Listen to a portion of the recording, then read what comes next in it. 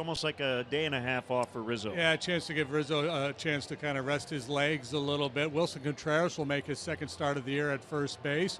Javi Baez and Addison Russell move up in the batting order. They're hitting 4 and 5. Baez 4, Russell 5 here this afternoon. Baez has been so good against left-handed pitching.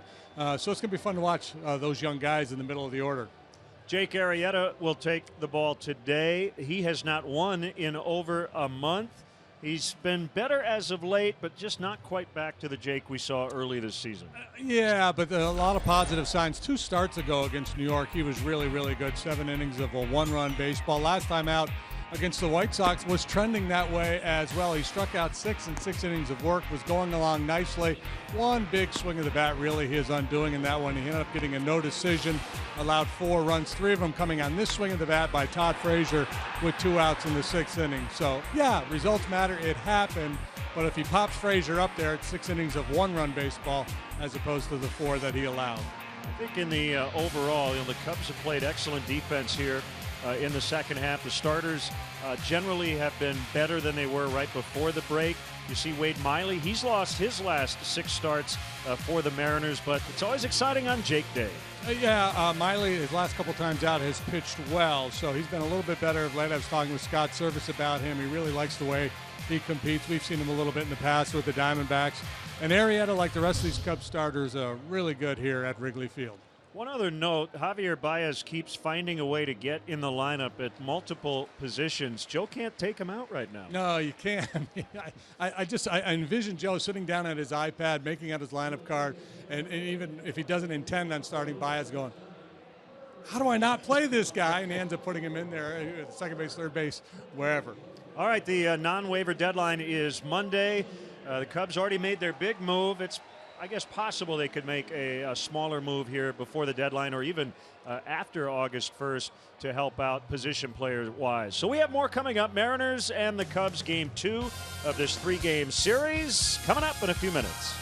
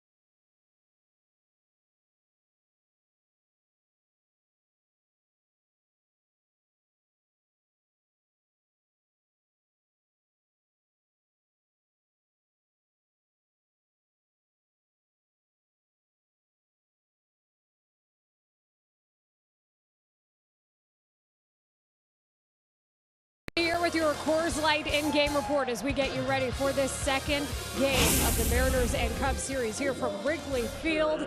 And Wilson Contreras is back in the lineup today, was pinch hitting in game one of this series, and he's at first base currently. And I asked Wilson about the success he's put together. On Thursday, he went 0 for 4. That ended a streak of 18 straight games where the rookie had reached base safely. Here's what he had to say before the game. Wilson playing at first base against the Seattle team, but you guys were able to put so many runs on the board against a good pitcher in Hisashi Iwakuma. How do you guys build on that for today? I mean, like, we came to the field every day. We just want to do the little thing to win the games, and we were focused to get on the play and have a good at-bat, quality at-bat. That's all. You've played at first, you've played in left field recently, we've seen you catch. It's been a busy week for you. How have you been able to adjust to everything in the field? I love to play all around the field. I mean, I came here to do my best to help the team to win, and if I have to play first base, second base, all around the place, I will play. I'm so happy to be here, so I will do everything for my team. We've seen you with some pretty good throws in the outfield as well this week. Did you get any compliments on your work? No. They just saying like that I have a good arm, and I just, like I said, I just trying to do the little thing for my team. Obviously, your main job behind the plate. How much more comfortable are you feeling there? Oh my gosh, I feel a lot more comfortable. You know, I'm getting better with Hendricks, with John Lackey. I have to give him the big credit because we just have to keep it simple, and they just have to execute the pitches. To have two other veteran catchers in a clubhouse is such a nice luxury. How have you been able to work with them as well and just have that experience? No, they are being special with me. You know, they just keep helping me. I just have a question. I just ask him whatever what I need to ask him. They will answer my question. Like I don't know. I just so proud to be in a special team with like this team.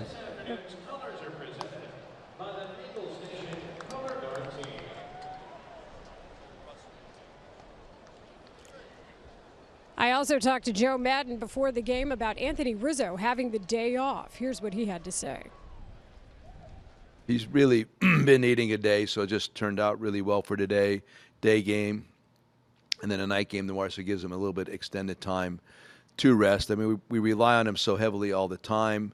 It was just the right thing to do today. You know, I don't want to wait till a guy, gets hurt to need a day off. I'd rather be proactive with that. So I put out the feelers yesterday to ask around who's going to be needing a day. So I have other ideas coming up possibly, but for today it was absolutely the right thing to do for Riz. And now we take it to the public address announcer here at Wrigley Field for today's national anthem.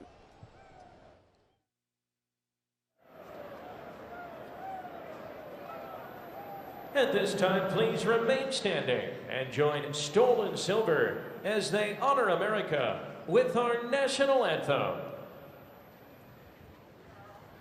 Oh, say, can you see by the dawn's early light what so proudly we hailed at the twilight's last gleaming, whose broad stripes and bright stars through the perilous fight, oh, the ramparts we watched were so gallantly streaming, and the rockets' red glare, the bombs bursting in air, gave proof through the night that our flag was still there. Oh, say does that star-spangled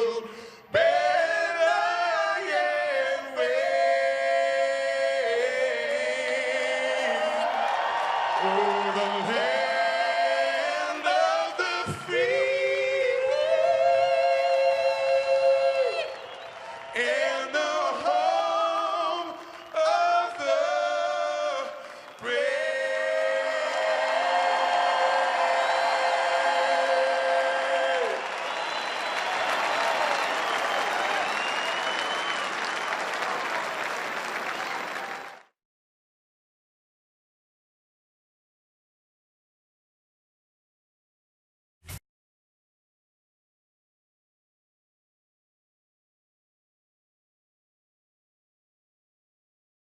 with 23.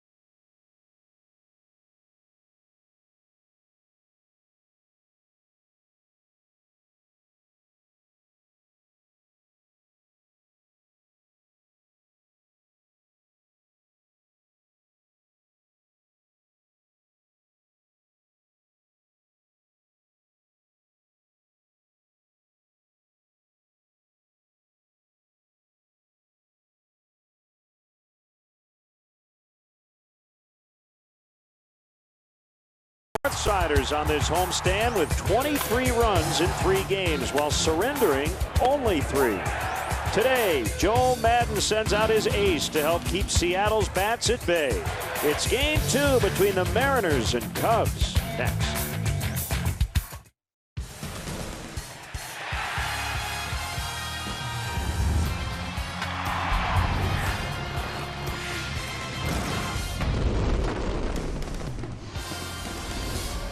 Cubs baseball on CSN Chicago is presented by State Farm. Mariners in town this weekend for the first time since 2007. That is to play National League style baseball. Cubs a 12-1 winner in the opener on Friday. And welcome to Cubs baseball here on CSN. Jim DeShays and Len Casper. The lineup tweaked a little bit today. No Anthony Rizzo, and Javier Baez is in the cleanup spot. Well, Javi Baez has absolutely been wearing out left-handed pitching this year. OPS up over 1,000. So it makes perfect sense to promote him in the lineup, move him into the middle of the order where he can do some damage against the lefty Wade Miley, who's pitching for the Diamondbacks here today. Early in the season, the Cubs won a lot of games that felt like they were over in the 5th or 6th inning. They've won 3 in a row. One of those games 8-1. Yesterday was 12-1. So they're kind of slowly getting back to their dominating ways. Yeah, that early season theme of putting the beat down on opposing starting pitchers, that went away for quite some time. And really, maybe the 5 or 6 games prior to these last 2, they had a really hard time doing anything against opposing starting pitchers, but they jumped Iwakuma yesterday. Even though they didn't do a lot of damage against Chris Sale in that ball game, they were able to get to him at least a little bit early on. And we'll see, Miley's only pitched twice in this ballpark, has not had success here. We'll see how he fares here this afternoon. And a positive run differential also comes from the quality of your starting pitching, and it's been very good as of late for the Cubs, who will have Jake Arrieta on the mound. If he gets the kind of run support John Lester did yesterday, should be a good day. We'll have the lineups, the first pitch, and all the action next.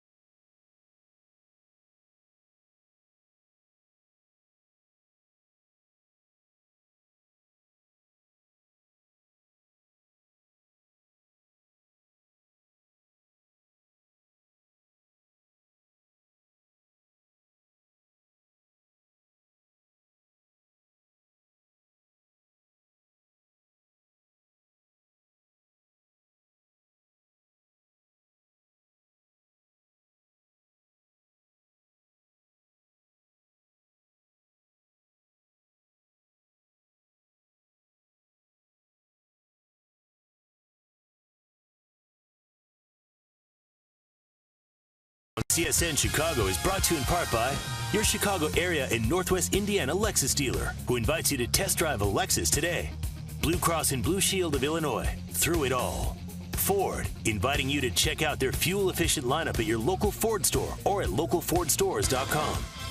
Southwest Airlines, transparency, low fares, nothing to hide. And by your local Kia dealers. Visit mykiachicago.com to learn more. Mariners and Cubs. Game 2 of 3. Cubs 3-0 on this 8-game homestand. And we'll continue on Monday as the Marlins come in for a 3-game set. Let's get the Mariners lineup brought to you by Southwest, written out by Scott Servais, former Cub catcher. Nori Aoki in the leadoff spot playing left. Leonis Martin in center. It's Robinson Cano at second. Nelson Cruz plays right and cleans up. Kyle Seager is at third. Adam Lind over at first. Mike Zunino, the catcher. Switch hitting Sean O'Malley in the leadoff spot yesterday. Bats 8th today with Wade Miley 9th. And we check in with the Cubs defensively, and it's brought to you by Arby's. Zobrist, Fowler, Hayward cover the outfield here this afternoon. And then we got the youngins on the infield. Bryant, Russell, Baez, and Wilson Contreras. This is start number 2 for Contreras at first base this year. He's played there 15, 20 times as a minor leaguer. Miguel Montero behind the plate this afternoon, and our Lexus pursuing perfection. Starting pitcher is the big right-hander Jake Arrieta. One of the big right-handers.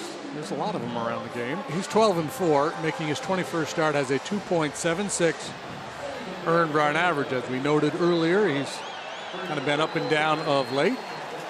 Hasn't been in the win column in a while, but the numbers are sparkling. Opposing hitters hitting just 198 against him. He's allowed only 8 home runs all year long. Here are your umpires. Lance Barrett behind the plate. Dan Iasonia, the crew chief, at first. Clint Fagan at second, and Eric Cooper over at third. Cubs with a 6.5-game lead over the Cardinals in the NL Central. Mariners in third in the AL West, 7.5 out. 5 back in the wild card. They're in 6th.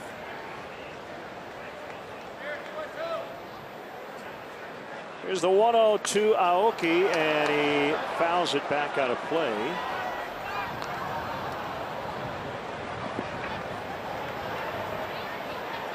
Scary moment last year on August 9th here in this ballpark. Aoki was a San Francisco Giant. He got beamed in a helmet by an Arrieta 92-mile-an-hour slider. He played a couple days later, then ended up on the concussion DL.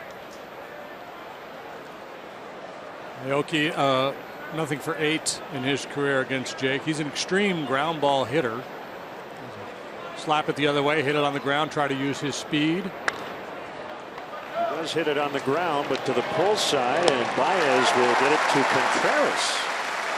Playing first today for the out.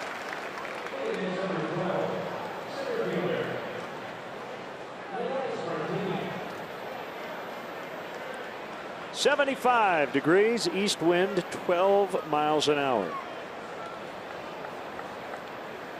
Scott Service leaning heavily to the left with his lineup here today against Arrieta.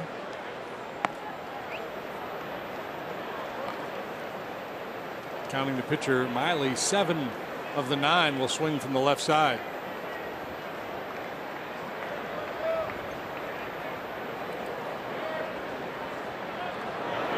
Martin swings and misses, 1-1. Martin has changed as a player. First came up with the Rangers, was more of a slap type hitter, relied on speed, kind of a slasher, but he's learned to lift and drive the ball.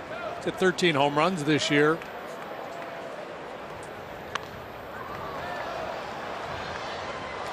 Fine play. Who caught it? That gentleman down there to our left, the one in the blue shirt. That guy right there, I think he's got a Sandberg t-shirt on, and he's keeping a scorecard. Nicely done. That's a fan. That gets away on strike 3, and Martin will reach.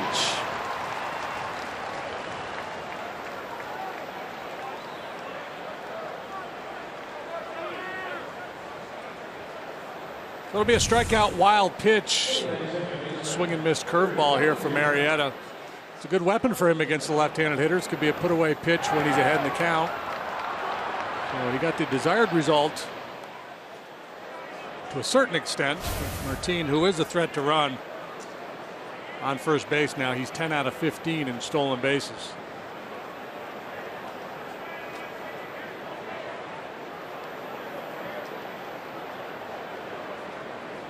Here's Cano, 2 hits and a walk on Friday.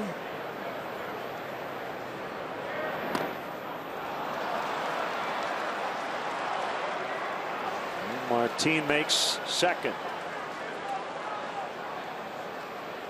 Yeah, Jake in his start against the White Sox last time pulled some of those fastballs too.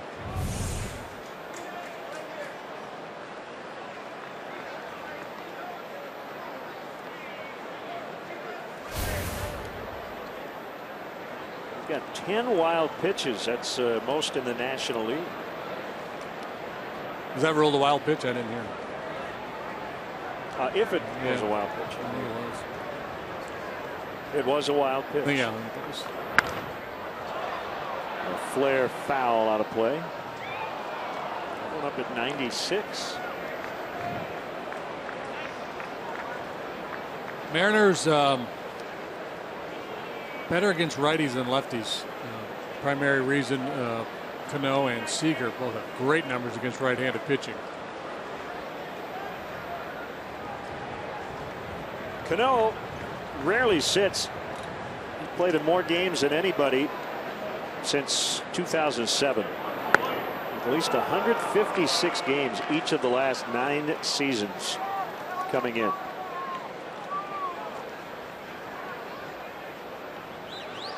Hitting .326 since the 1st of May.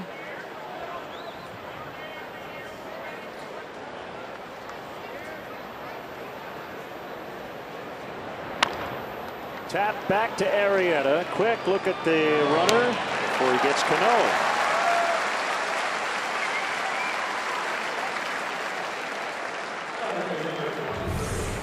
It looked like a little bit of a broken play. He's going to spin, look. Nobody there, so he just checks off. There's a little screen pass.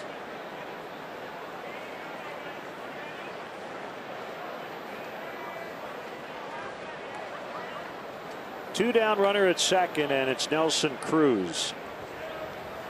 Earlier on this road trip in Toronto, and it was a week ago today.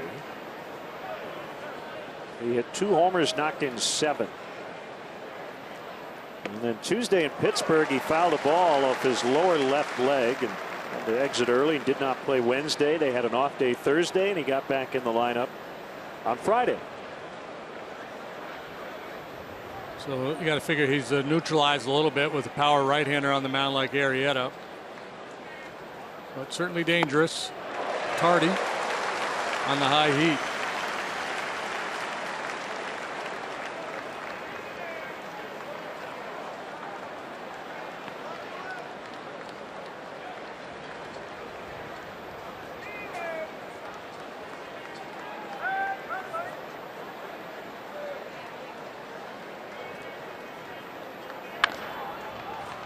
Bouncer to the shortstop, Russell, and the inning is over. Strikeout and a couple of wild pitches, but the Mariners strand their base runner. Cubs coming up when we come back.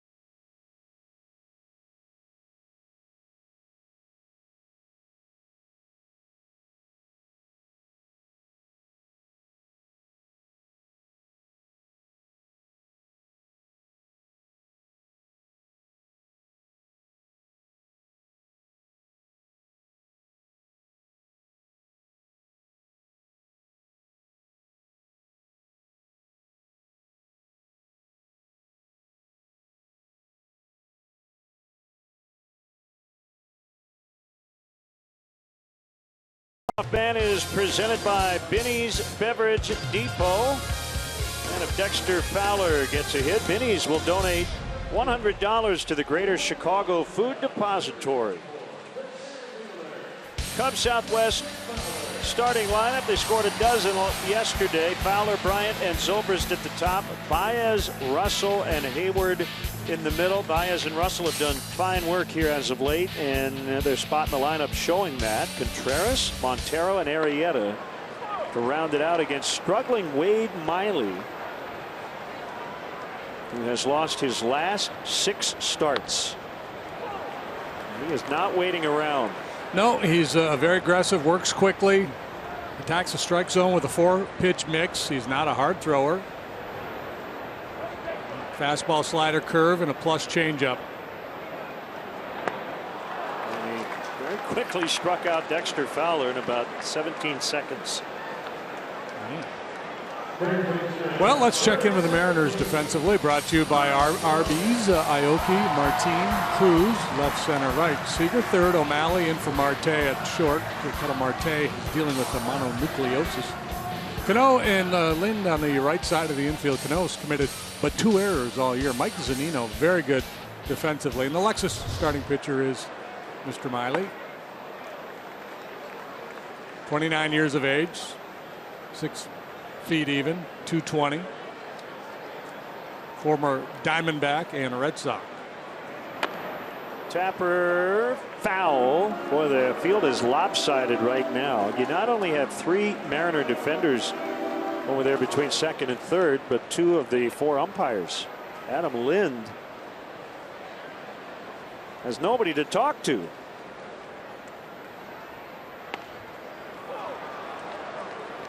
It could be daunting for a hitter to look out and see all that noise, all that congestion. Might as well hit it over the wall.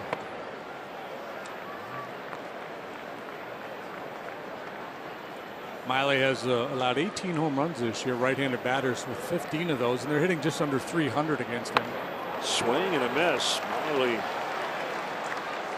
Back-to-back Ks to start it. Yeah, you know, he hasn't won in a while, but his last couple of starts, he has thrown the ball well. I was chatting with Scott Service during the Mariners BP, and he said he really thought he threw the ball well against Toronto last time. In that ball game, he went 6 innings, allowed 4 hits, a couple of runs. That's a high-octane offense they have up there in Toronto.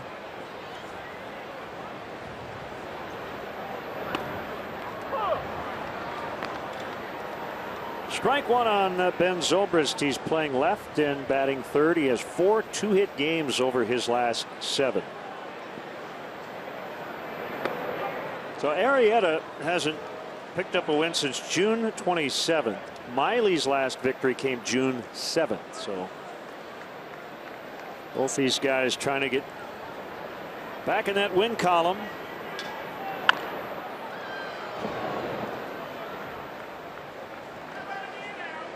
Miley is from Loranger, Louisiana. Went to Southeastern Louisiana University. Diamondbacks took him in 08, 43rd overall pick. Ben was able to hold. Looks like he's got a pretty good breaking ball here early on. Fooled Zobrist, but didn't fool him enough.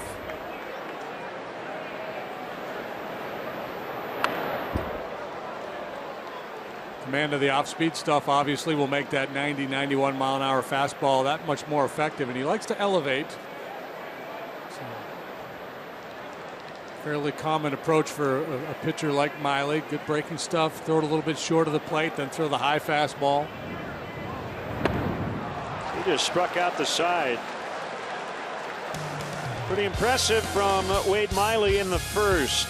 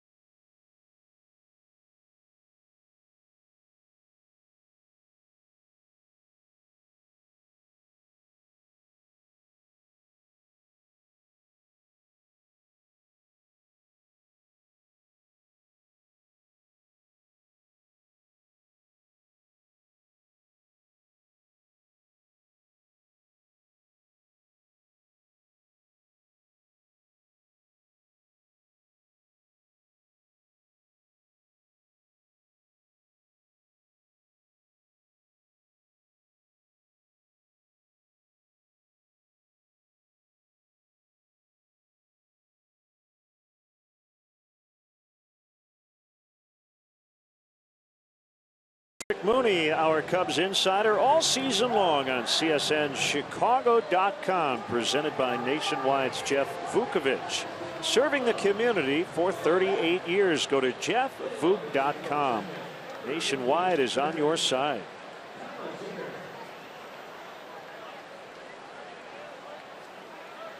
Second inning, Seager, Lind, and Zunino for the Mariners, and a strike from Arrieta. So I mentioned Seager and Cano, especially good against right-handed pitching.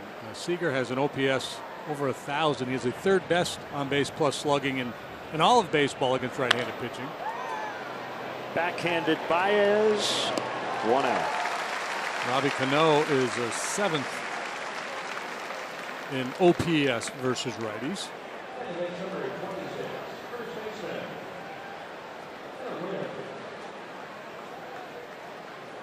Now Adam Lind, first start in the series, 0 for 1, came into the game late yesterday. He's from Anderson, Indiana, and attended the University of South Alabama.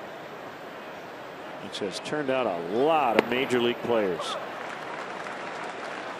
Luis Gonzalez, Lance Johnson, Juan Pierre, John Lieber, Arlen Anderson, many, many more. David Freese.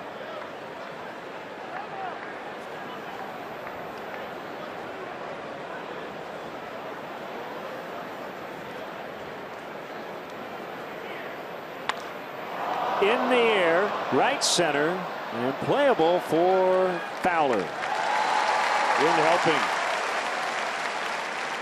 Not Lind, but helping the Cubs. Yeah, well, it's a good day to pitch and a good day for Arrieta, who's a ground ball type pitcher. Gets a lot of outs on the ground, as he has already here today. So if they do get one airborne against him, he's got the wind working on his side as well.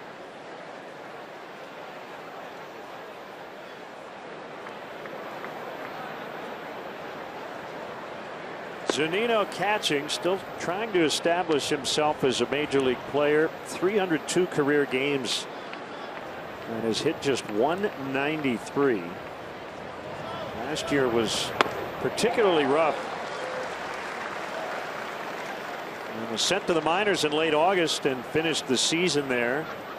Second time this year he has been called up. Third overall pick in 2012 behind Carlos Correa and Byron Buxton. He's still only 25 years old.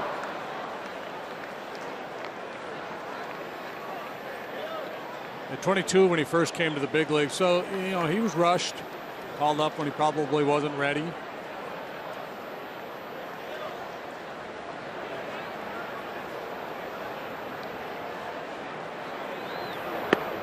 Swing and a miss, strike three. Arrieta has not given up a hit through two. We're scoreless.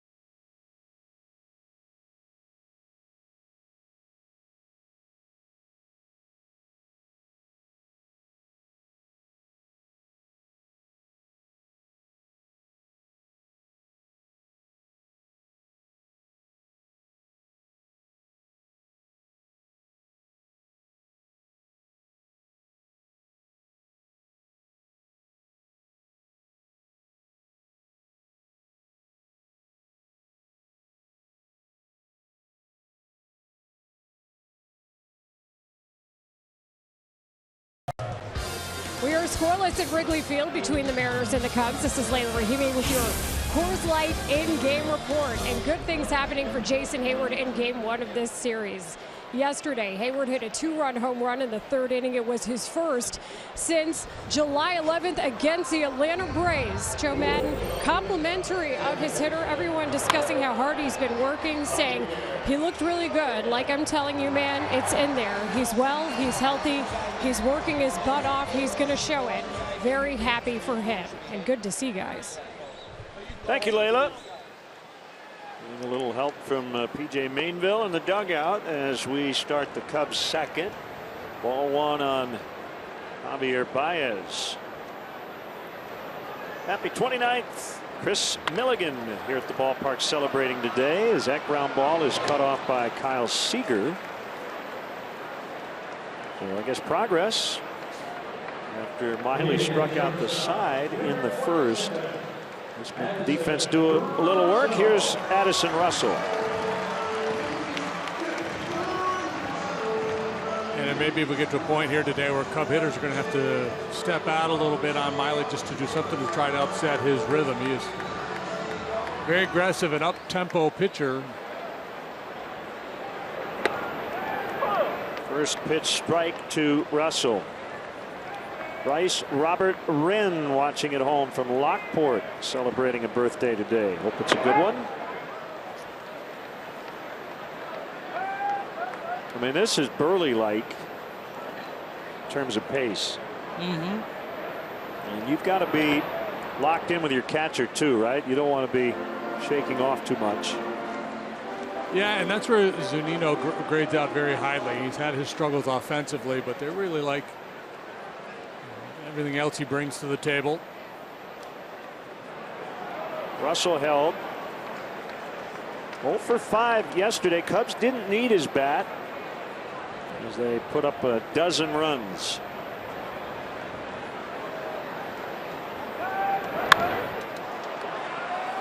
Popped up. Lind drifts into foul ground as the sun and clouds, all that stuff changing as that ball went in the air. He's got his sunglasses on. Breezy here today. Yep.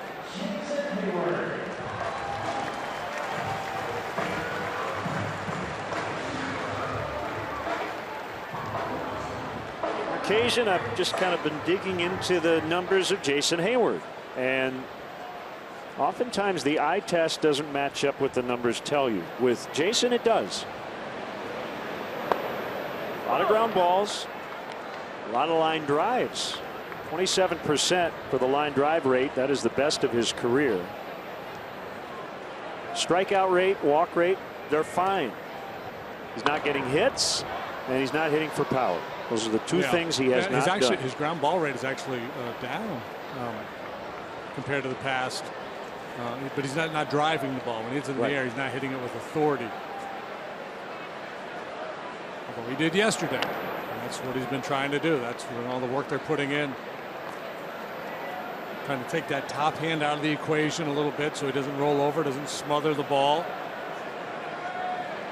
His average on balls in play, career low 270, which is not terrible, but it's not where you would expect it to be, as he is rung up by Miley, who has faced 6 and retired all of them. Beautiful day here at Wrigley.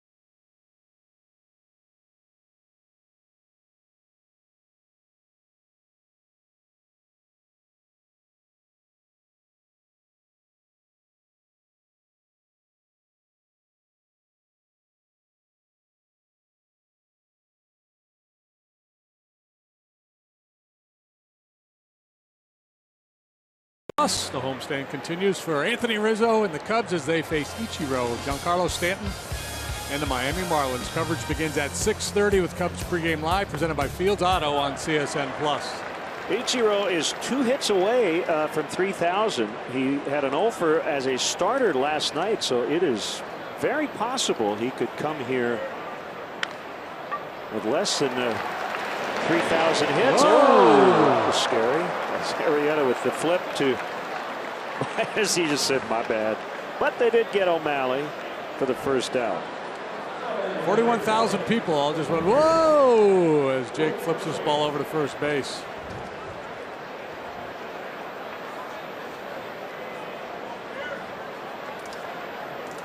Credit O'Malley, too, with good hustle going down the line. Not that he forced the errant toss, but put himself in a position to take advantage if that ball pulls Contreras off the base.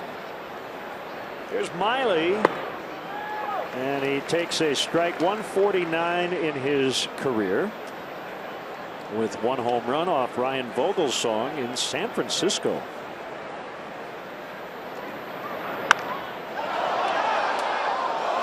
And he hit it to right. I'm wondering if he hit it into the cove. That was 2013.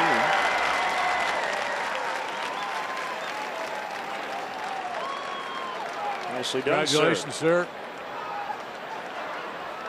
For your efforts, you win a baseball. There's another one. Look out.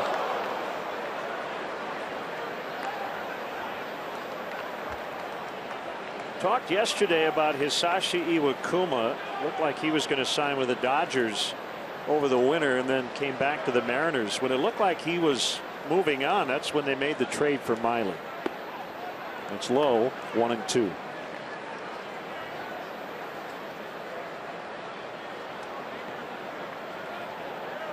Starting pitchers for the Mariners, middle of the pack in the American League.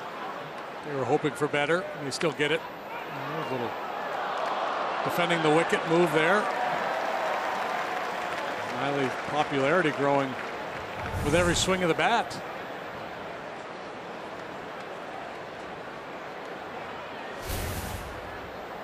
Who does he think he is? Ichiro? A little slash play. Russell to Contreras, 2 outs.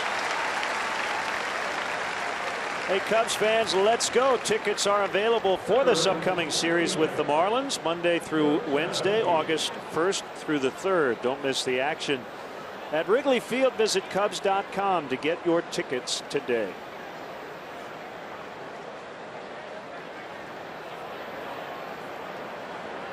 Back to the top, and Aoki, who spent some time in the minors recently. 16 games at AAA Tacoma at .369, batting over .300 since returning.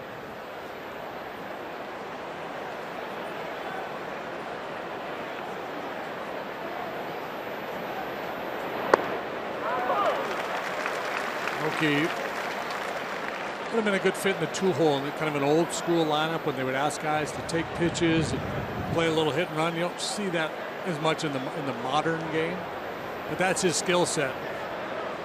Good contact guy. He doesn't walk a lot, but he doesn't strike out a whole bunch. So if you're looking to hit behind a runner, he's your guy. Good bunter.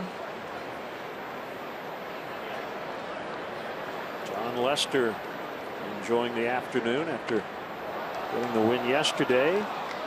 Foul bunt, and it's 2-2. Got some sunscreen on, John. Yeah, worry about that dome a little bit.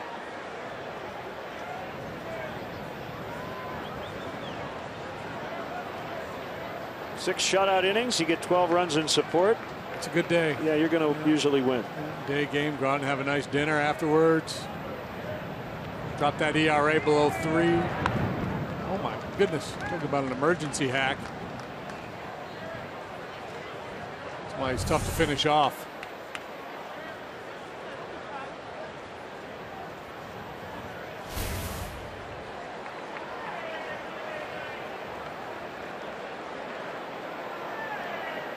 Cricket scouts are going to be all over this club with O'Malley and Aoki. Arrieta very sharp early. So has been Wade Miley, who will take the ball for the bottom of the 3rd when we come back.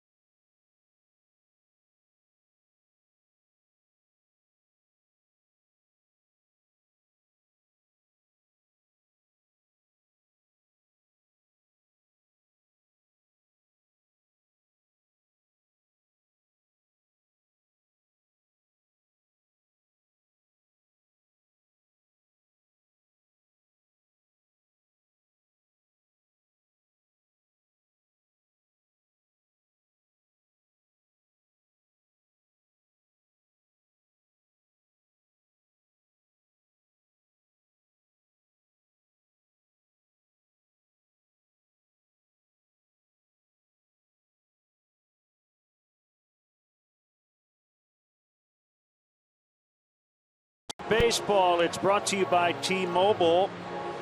Cubs have scored in double digits 8 times already this season. They did it 8 times combined the last 2 years, and that helps your run differential when you bludgeon people.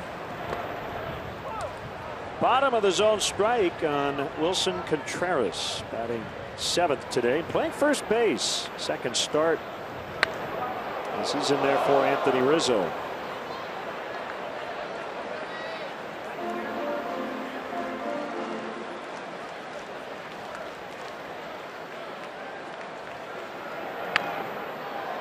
Pulled foul.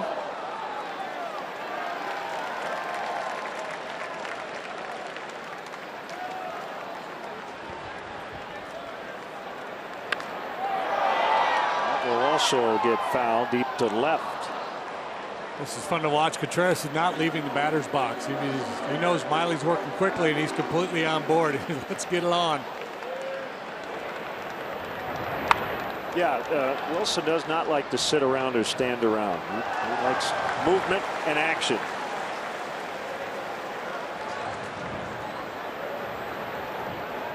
This kind of has an early last century feel to it. With the pace, get it, throw it, stay in the box, no messing around. Which on one level, I'm all for. Cano for the out. Contreras busting it down the line. But as I mentioned earlier, it may be advantageous for the Cub hitters at some point to step out a little bit on Miley, just to break his tempo some. Maybe less entertaining, but perhaps more effective. How you digging the current Mariners uniform logo color scheme look? You know, I've seen some people walking around town. I've seen some people in the stands with the Mariner colors and different hats and shirts and whatnot, and I generally like it. I like the gray better than the blue for the road. Montero bounces to Lind, and he'll take it to the bag unassisted. So they're currently going with the navy blue and teal and some gray-ish stuff in there. Originally, though, they were the lighter blue with the gold, and that cap is not quite what they started with, but that old Trident M. Yeah. I love that. Hey, yeah.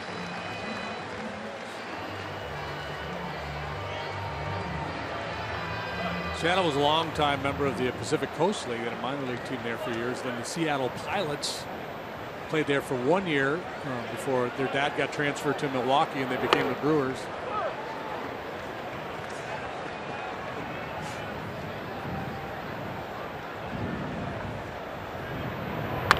Yeah, they had some funky stripes the Pilots did on their uniforms, and I'm pretty sure the first year in Milwaukee they basically had those uniforms with the stripes. They just changed the name, you know, the logos.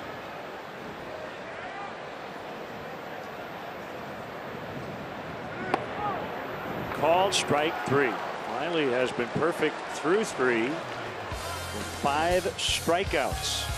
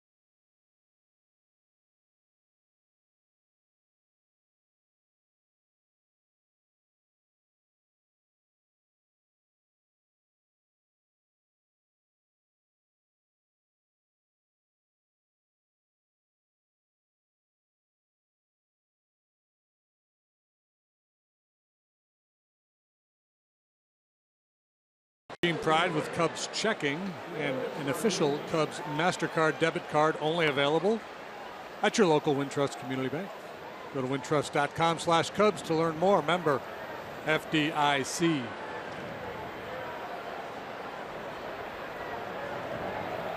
Fast and efficient. These two starting pitchers.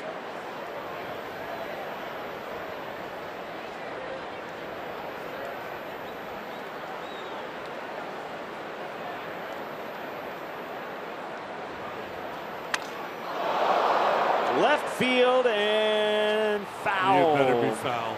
Martin really had a bloop, at least single, probably double. Hey, we'd like to welcome all our viewers watching in the Fort Wayne, Indiana area, watching on Frontier Communications. Arrieta with some action inside. Bat explodes. Perhaps folks in Fort Wayne familiar with the Fort Wayne Daisies, the All-American Girls Baseball League. And I mention that because Casey Candell, the first base coach for the Mariners, his mom played there. Oh, really? Yeah, Helen. Nice. Helen, originally Callahan, then Candell after she got married. She was a star in that league in Minnesota and then Fort Wayne. Fouled back 0-2. Fox's Ken Rosenthal just tweeted. Sources, Nationals getting Mark Melancon. That would be an interesting I transaction. heard that Mark's name was out there.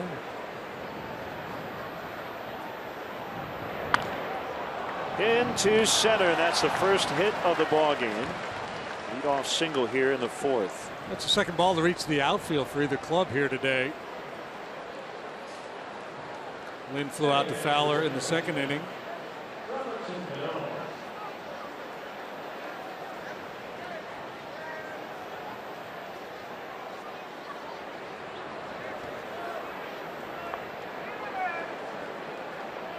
Cubs have yet to hit the ball out of the infield. This is Jake's 88th start as a Chicago Cub. 48 up, 17 down with a 2.37. As an Oriole, he was 20-25 with a 5.46. 69 appearances, 63 starts. No complete games with Baltimore. He's got 5 as a Cub. Check that, 6 as a Cub, 5 shutouts, 2 no-hitters.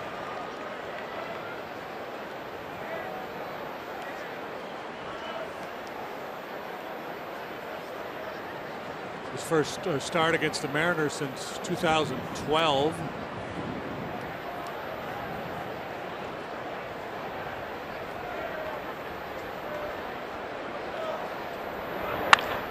Double play ball. 4-6-3.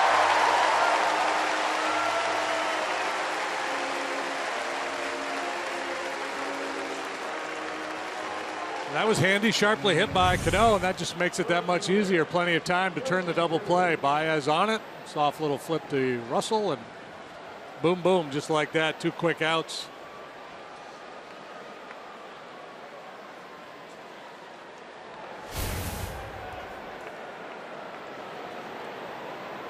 Something the Mariners do a lot. Among the league leaders, I guess if you want to consider them a leader, and grounding into double plays. I'm not going to sit here and tell an Oriole fan that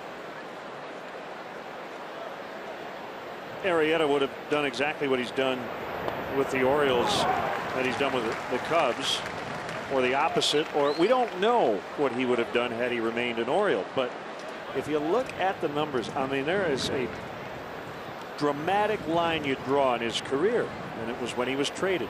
His ERA in 5 starts with the Orioles in 2013 was 7.23. For a short stint in the minors, 3.66 with the Cubs in 9 starts. And it's just gone down from there. His best ERA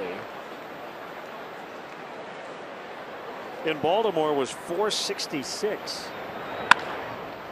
Ground ball base hit. So, I mean, it was bad, bad, bad, and then good, better, really good. Oh my gosh, 177. Cy Young.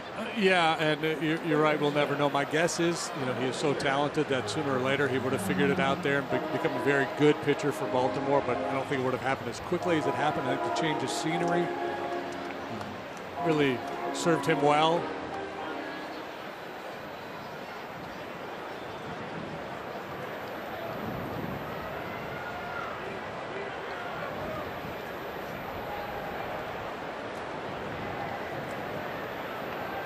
Seager takes a pitch inside for ball one. 2 games left here in July, and the Cubs need to win both to avoid a losing month. They're 11 and 13.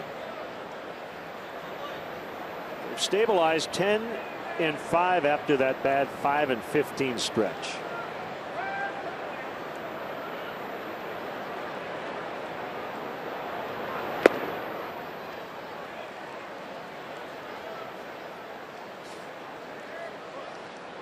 By the way, speaking of the Mariner uniforms, Mike tweeted 4 out of 5 dentists also like the trident. For their patients that chew gum.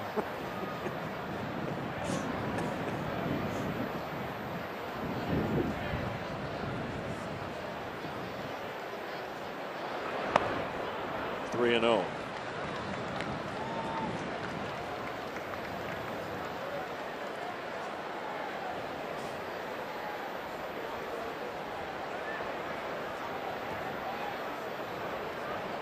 Just as interesting as the Nationals reportedly getting Mark Melancon is what did they give up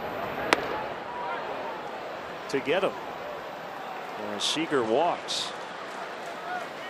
Well, you knew they would be aggressive after not getting Aroldis Chapman. Tomorrow at 7:05, Cubs will conclude this series with the Mariners, and up to the first 5,000 kids 13 and younger will receive a Cubs youth batting practice pullover presented by Bigelow Tea. For more information, visit Cubs.com.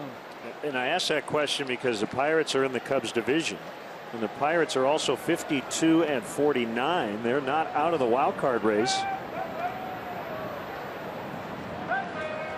Without knowing what they got in return, first thing you think of is that definitely weakens the Pirates bullpen. Yeah, that's the challenge for a general manager this time of year. Try to be as competitive as you can for the rest of this season, but with an eye towards the future, and that's clearly what Neil Huntington's thinking about. So I'm guessing he got a pretty nice package or a prospect back for Melancon. And he may feel like he's got other guys in that bullpen that he's comfortable with filling that closer's role. You see the Pirates 5th in the wild card race, 3 back of second place St. Louis. Yeah, and that's, it's not a big market in Pittsburgh. You got revenue issues, and especially if you think, well, we're basically playing to get into that wild card play-in game again, so it's a 1-game do or die go home situation. Yep. I'd imagine Tony Watson probably be the first choice to close. Knocked down by Contreras. So Jake's command kind of left him there for a few pitches, but he gets out of the inning with no runs allowed.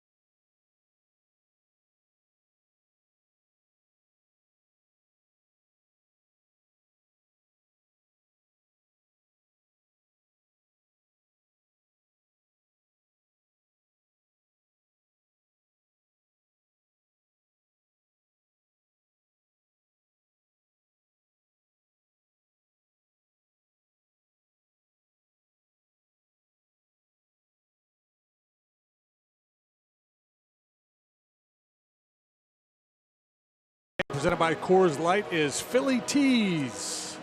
Bet you can get a good Philly cheese at Philly Teas. To see the complete list of the CSN bars of the game presented by Coors Light, visit csnchicago.com.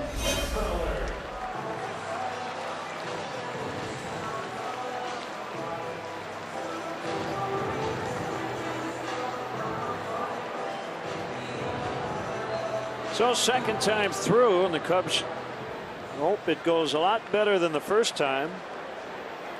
Miley, 3 consecutive perfect innings with 5 strikeouts.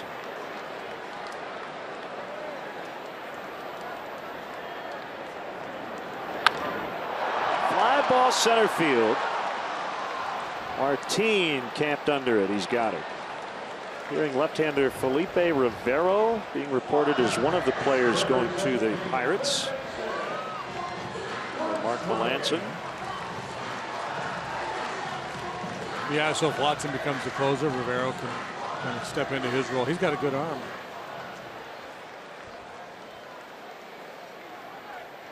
Probably has 2 good arms, but only one that he really works with. Right. Chris Bryant with 1 out. Big day yesterday for Chris. 3 for 3, a double, 2 walks, an RBI, a steal, and a run.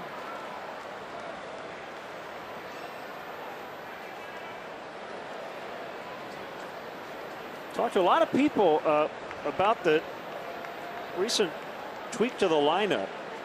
And for a bit there, Joe had the pitcher batting 8th on occasion, and he moved Bryant up to the 2 spot. He has stuck with this even with the pitcher back in the 9 hole.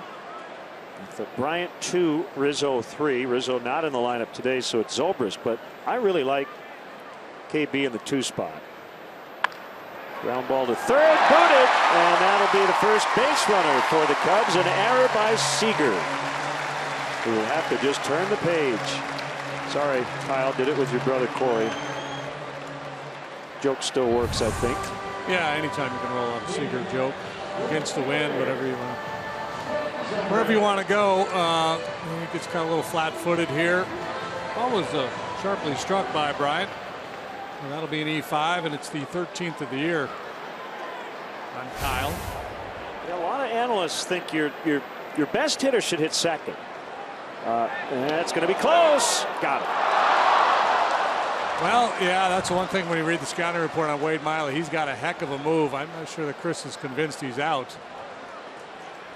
He's doing the I think I was safe linger.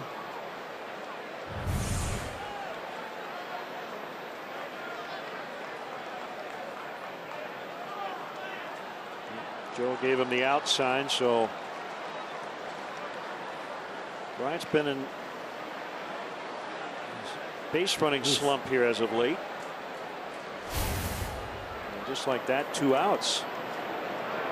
Yeah, the Blue Jays have been hitting Josh Donaldson second. We've seen the Reds on occasion hit Votto second. Yeah, I think it just depends on the makeup of your club. If you have enough firepower in your batting order. For me, whether Chris is 2, 3, or 4, or Anthony's 2, 3, or 4, I think it all works.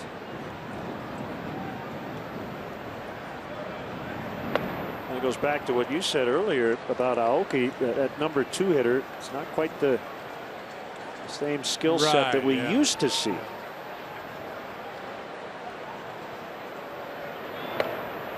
Three and 1 on Zobrist.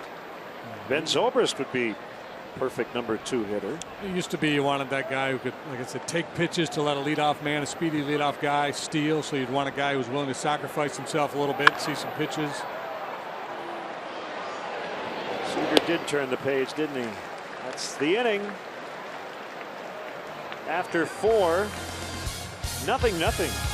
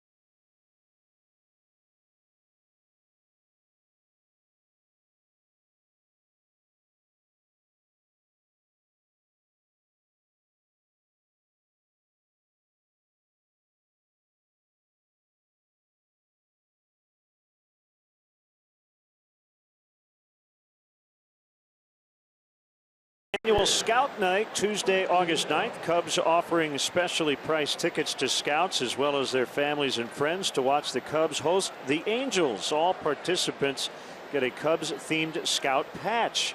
For more info, visit Cubs.com/special group nights. Zunino golfs one into right, and it's Hayward to grab it for the out. Just kind of a technical answer to a question a few people have asked about this game today. Wade Miley has faced the minimum through 4, but the error by Seager means no perfect game can be thrown because somebody did reach base. The question was also asked about Arrieta in the first with the strikeout wild pitch. A guy can't reach for any reason. If somebody reaches base, the perfect game is off the table.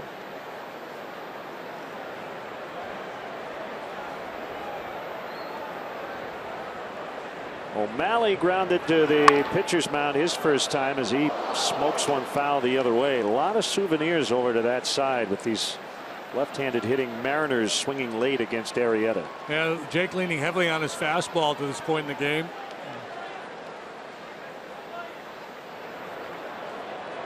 As the game moves along, if he starts to throw more sliders and curveballs. That's curve. Called strike 3.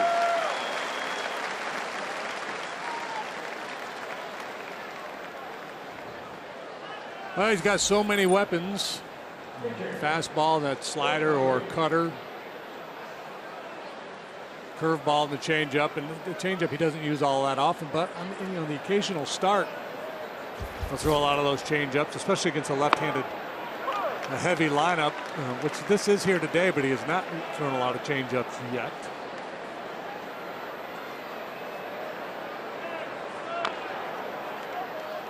And both these guys positioned to go deep into this ball game. They both have pretty good swing too at the plate. Miley gave Arrieta a good at bat his first time up before grounding out.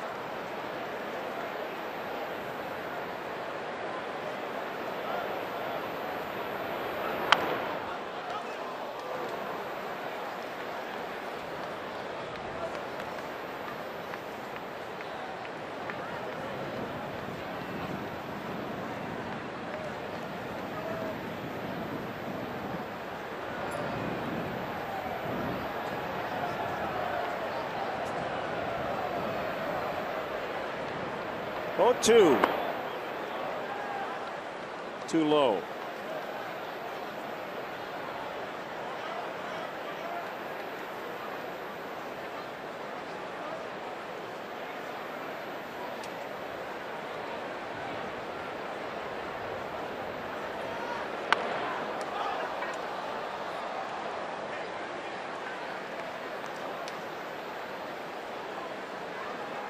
Orioles and Blue Jays. Jays with a 7-1 lead, and if they beat the Orioles in the bottom of the 7th, they jump past Baltimore and into sole possession of first over in the American League East.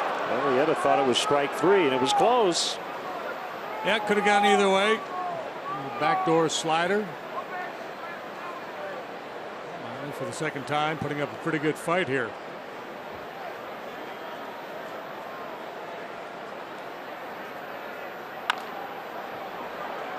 Here's Russell. A tricky hop, but he makes the play.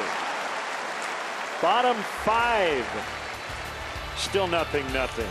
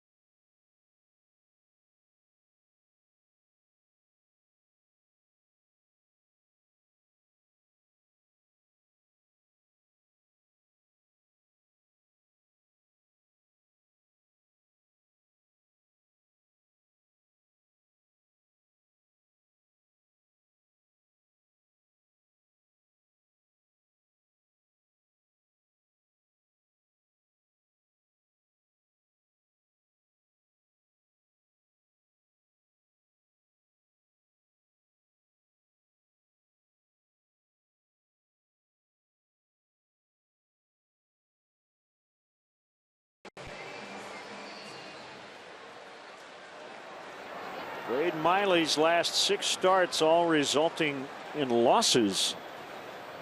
But he has been terrific so far today. And he has really worked the edges. In and out.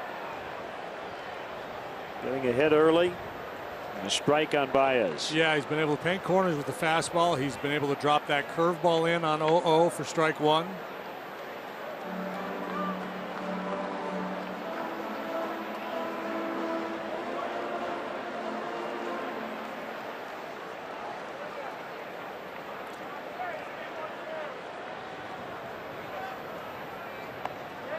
Yeah, he just knows how to pitch, and he's really executing. 6 strikeouts for Miley. Now time for our Xfinity high-speed action. See how he works the ball up, down, in, and out, getting plenty of swings and misses. He's not normally a high strikeout guy. He's below league average in terms of his strikeout rate. But he's got it working here this afternoon.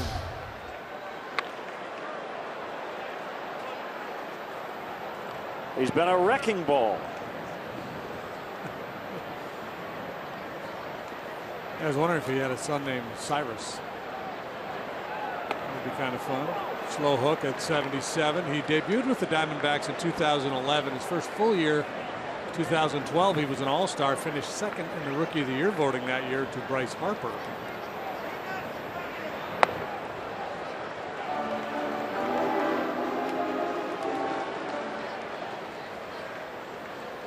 From a one bank, one grocery store kind of town.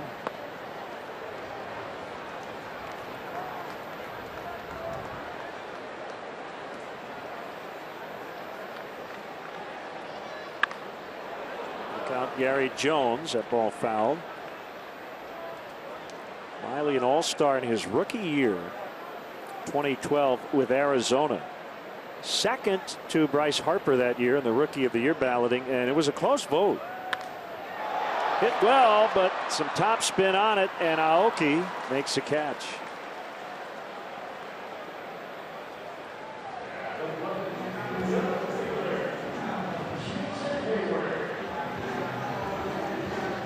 Two outs, it's Hayward.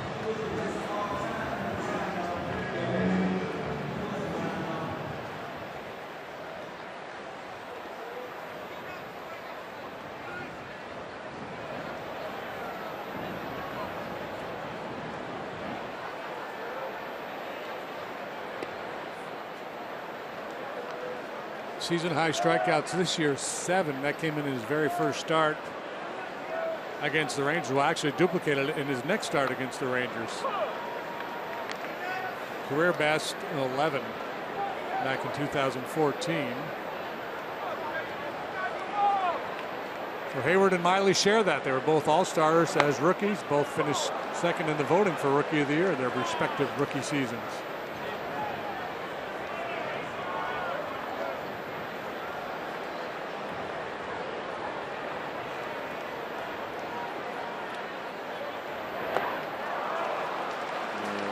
Frustrated. Miley no-hitting the Cubs through 5.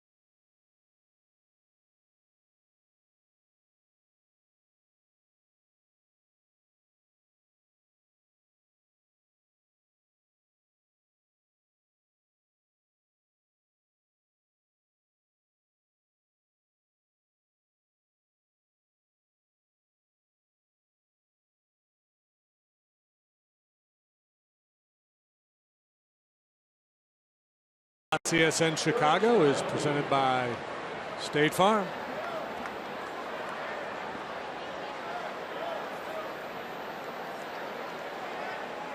Lovely day at the ballpark. Young man is styling with his Cub hat and his Cracker Jacks.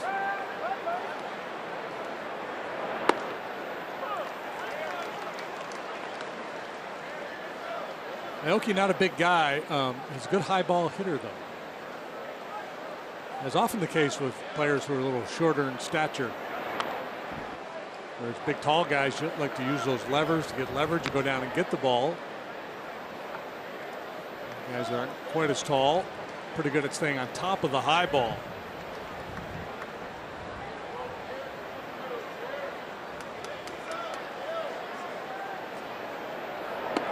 Look out.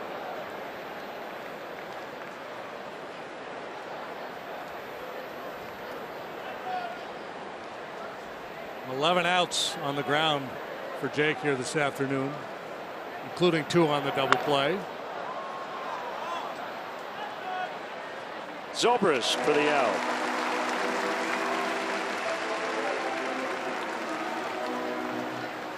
This Monday, August 1st, Cubs welcome in the Miami Marlins at 7:05. Up to the first 10,000 early arriving fans get a Chris Bryant Rookie of the Year bobblehead presented by Wintrust Community Banks. Tickets are still available. Visit Cubs.com for tickets today.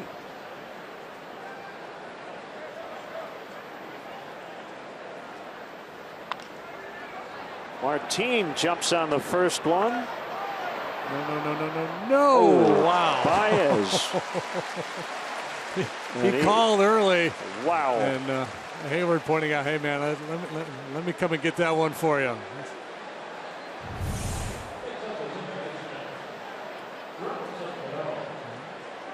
Javi not sure that Jason was going to be able to get there. He saw him coming, took one look, and then waved him off and said, let me handle this. Tough play. I think if you're going to call early, right? Because you'd rather not have any indecision with the big guy barreling in on you. It'd be a tough charge to take.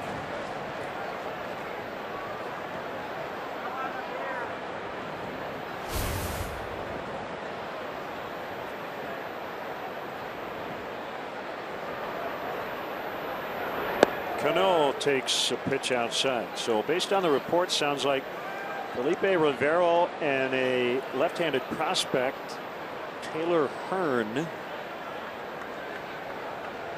going to the Pirates for their closer, Mark Melancon, to the Nationals. Trade deadline 3 Central Time on Monday. Very exciting time of the year. The Mets apparently making a very strong push to acquire Jonathan Lucroy.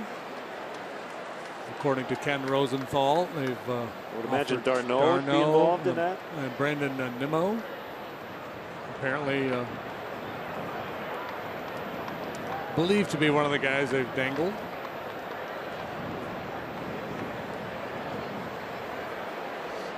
Been a lot of noise about Jay Bruce and the Dodgers. The Dodgers possibly parting ways with Yasiel Puig.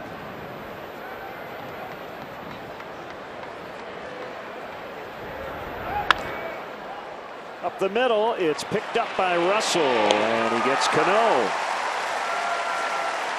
Arrieta continues to do his thing. Still 0-0.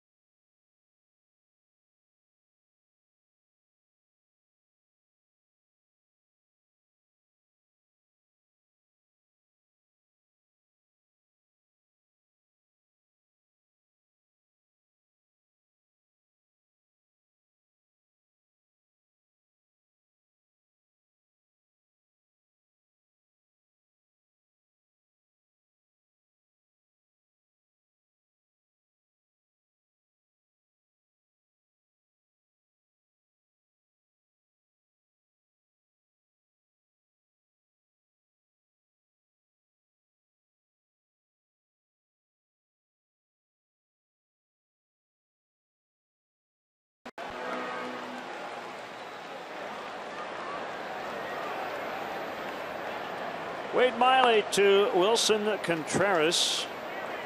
High fastball, ball one.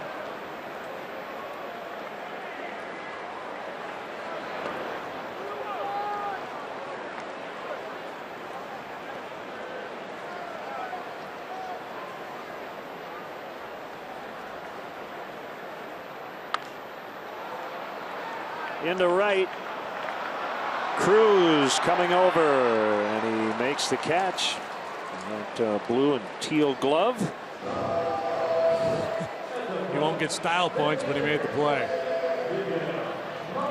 The Cubs are introducing a game-changing new experience at Wrigley Field. Seats featuring prime views and access to an exclusive club and first-class amenities will allow fans to enjoy Cubs baseball in a whole new way. Visit CubsPremier.com to join the Premier Client Priority List.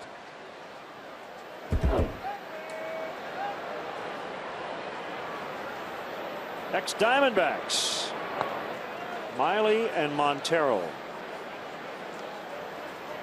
Former battery mates.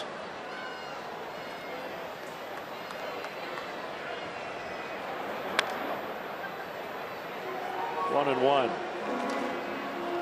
You might be wondering, well, why is Montero in the game today as a starter? Lefty-lefty matchup. More about him catching Arrieta.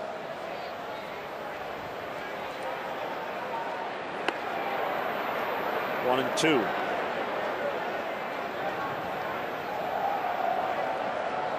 And most managers willing to sacrifice a little offense if you like the dynamic between the pitcher and the catcher. And you referenced it earlier, but these two starters today, we've got a long way to go, but they seem to have their complete game face on. Miley snags that bouncer. Yeah, we could really go old school here today. Have double complete game. Is it likely to happen? No.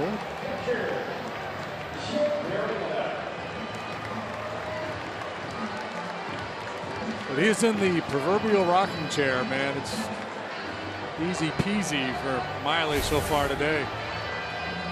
Young Wayne Goodman turning 10 today, hoping the Cubs can get on the hit and run board. You know what? If you hit a home run and pitch a shutout, you're going to win.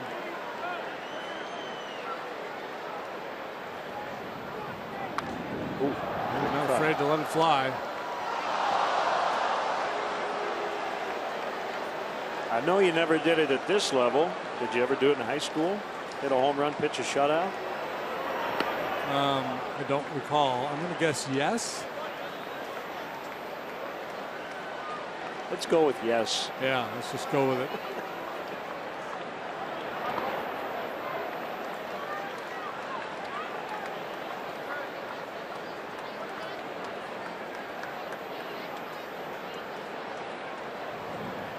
The 1-2. Swing and a miss. Yikes. Man, has he been good. No hitting the Cubs through 6. Still scoreless.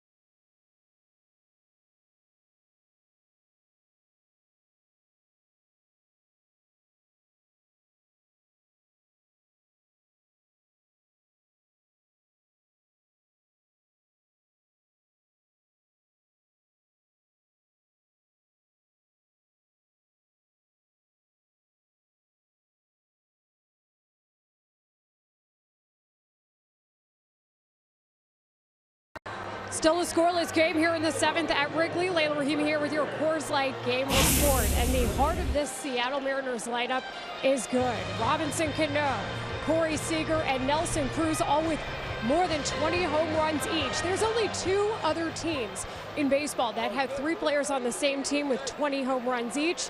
One is the Baltimore Orioles and the other the Colorado Rockies, guys. But not a lot of home run talk to be had here, Lynn and JD. Well, you're right, Layla. Thank you. We've had pitching dominance here this afternoon. That was a good factoid. The 3 teams with 3 20 home run guys. I would have guessed Toronto. Batista's been hurt a bunch this year. Strike 1 on Nelson Cruz. Well, they say good pitching trumps good hitting, and pitchers have totally dominated so far today. 1-1.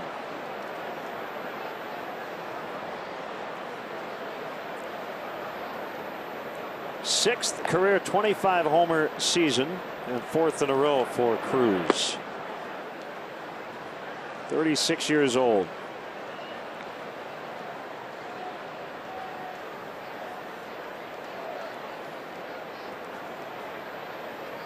For what it's worth, the Jays are 1 home run away from being a 320 homer team. Okay.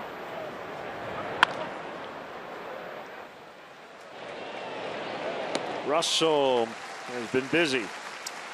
Encarnacion's got 28. Donaldson's got 25. Michael Saunders has 19.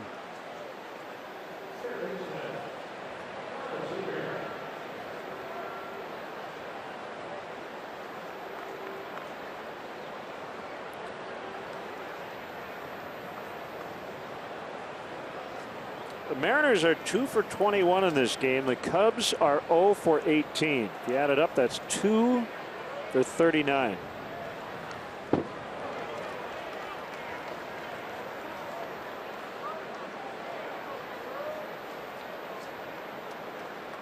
Mariners play in a good pitcher's ballpark up there at Safeco Field in Seattle.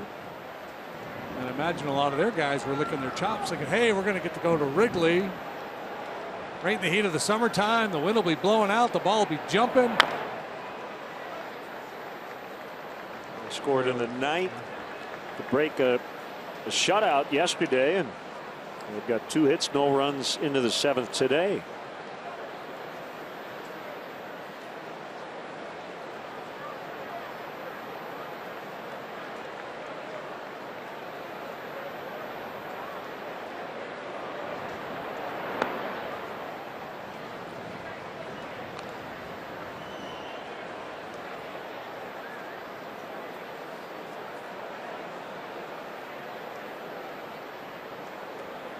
Packed house here on a lovely Saturday afternoon. 2-2. Trying to get him to chase that changeup and not starting it on the plate and close enough for Seager to bite. Seager worked a walk last time up.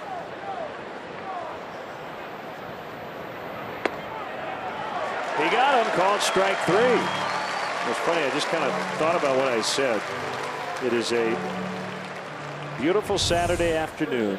It is the final Saturday of July. Cubs are playing here at Wrigley Field. Jake Arrieta is pitching, and they're facing a left-handed starter. The last time that happened, yeah. ... You can. Cole Hamels. Yep. Strike 1 on Adam Lind.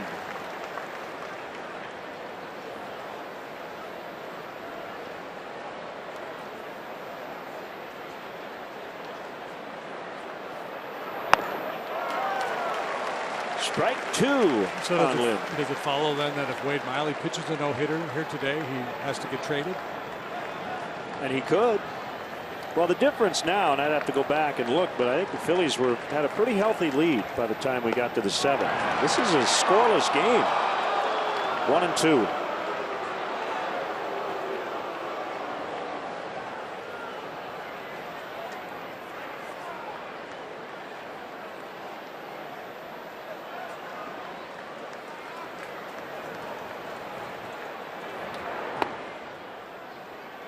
Little bit low. Zunino is on deck. Cubs radio crew will conduct the stretch here in the 7th.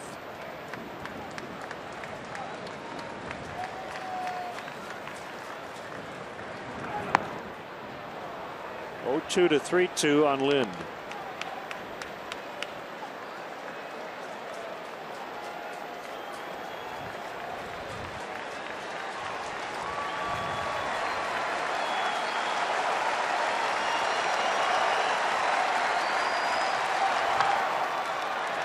Popped him up. Russell keeps his feet moving. A little bit of a circular route with a wind today. He's got it. Time for the Mazda 7th inning stretch. Game will be the Cubs radio booth.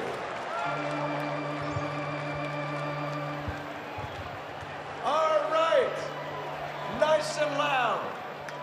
Let me hear you. A 1, a 2, a 3. Take me out to the ball game. Take me out to the crowd. Buy me some peanuts and Cracker Jacks. I don't care if I ever get back, for it's root for the Brownies. If they don't win, it's a shame, for it's 1, 2, 3 strikes, you're out at the old ball game. Let's get some hits.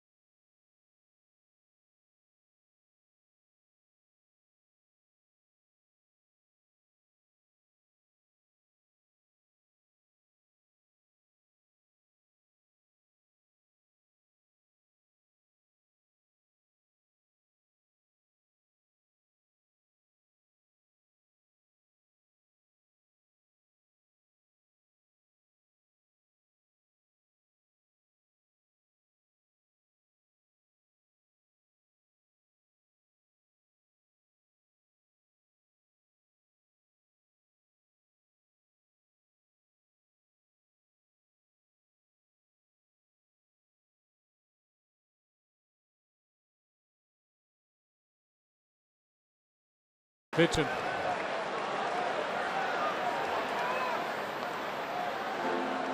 Underway here in the Cubs 7th. Ball 1 on Dexter Fowler. Wade Miley with a no-hitter. He has faced the minimum. Bryant reached on an error by Seager in the 4th and was then picked off. Fouled away. That have been a lot of 2-0 counts. Now 2-1. No, and I think this is sometimes where a pitcher has to really guard against getting defensive. I'm sure his mindset throughout has been one hitter at a time, stay on the attack. And you get into the 7th inning, you've got a no-hitter going. It's like, ooh, I got to start to keep the ball out of the middle of the zone. You change your approach a little bit. Next thing you know, you're in hitters' counts or walking people. First walk issue by Miley. And away that game last year, July 25th. Cole Hamels beat Jake Arrieta 5-0.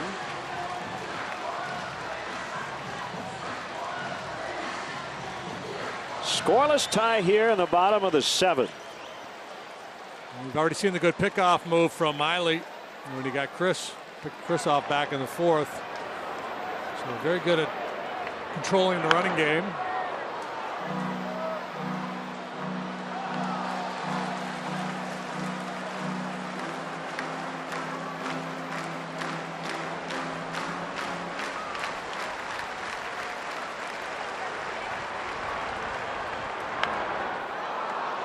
Foul pop over near the first base dugout, and it hits the top of the dugout and bounds into the stands.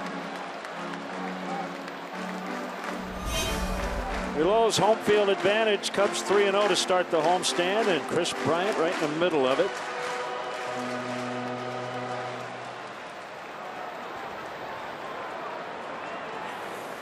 Did so much of his damage in this ballpark last year. This year he's actually been better on the road than he has been here at Wrigley.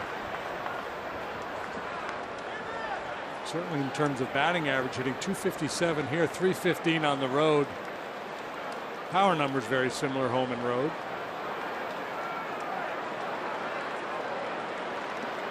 Pitch number 80. Extra mustard on that fastball, 2-2. Times that pitch will set up a changeup. Fading away from the righty. And a base hit. And it was a changeup, I believe. So the Cubs on the hit board. They've got 2 on with nobody out. First hit of the game coming in the 7th. Yeah, it's a circle changeup outside part of the plate. Just stays up a bit for Bryant to use those long arms to reach out and stroke it into center field. So 3-hit day yesterday for Chris. First hit of the day today for the Cubs. Comes off his bat. Well, we'll check that box.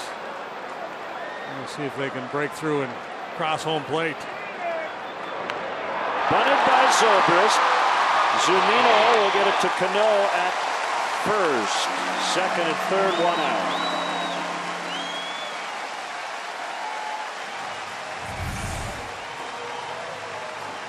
This goes up there in the mindset of giving himself up. Pitches out of the zone, but he gets the bunt down. And 2 into scoring position for Baez.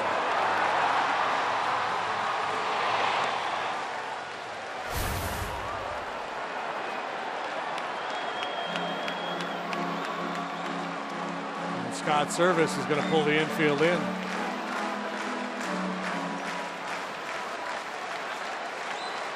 Russell on deck, first base open. Here we go. Ball 1.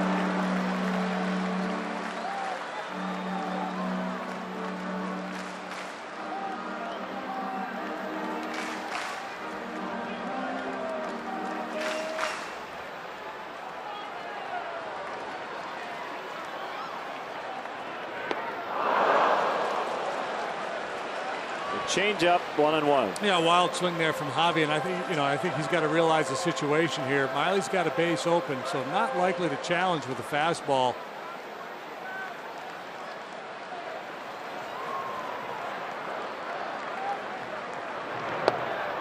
Lo and behold, fastball.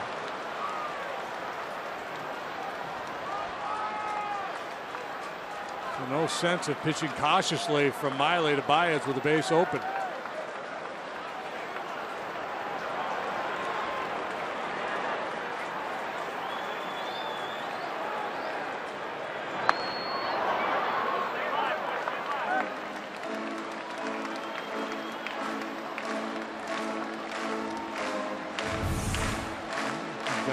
Changeup, fastball, now curveball. A good pitch spoiled by Baez. He's shown an inclination of late to be a little more willing to shorten up and shoot the ball the other way.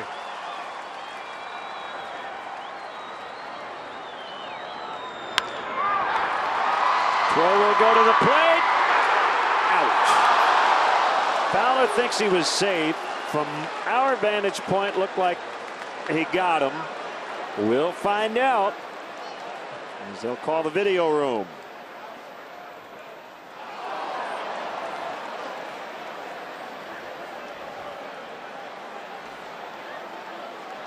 Yeah, it looked like the throw was there in plenty of time. Maybe Dexter arguing that the tag was a little high.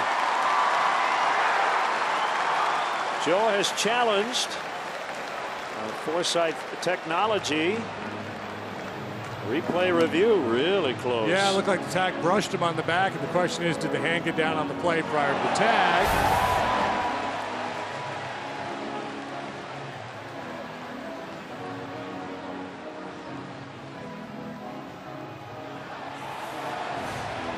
Certainly at this stage of the ball game, I think there's any chance that it will be overturned, you're going to challenge it. No question. Talk about the 50-50 call from the video room. Even the This one's a 33-67. I think you challenge it. Yeah, I haven't seen anything conclusive one way or the other yet. So his hand is down, but I'm We don't know not if sure it's on when the it hit the plate. dirt it was Right. on the plate. Right, that's we're not able to tell. Right there, the hand is down, but still several Short of inches from home plate. Yeah. So can you get one angle that shows where the hand was? And the umpire in the way, hard to tell.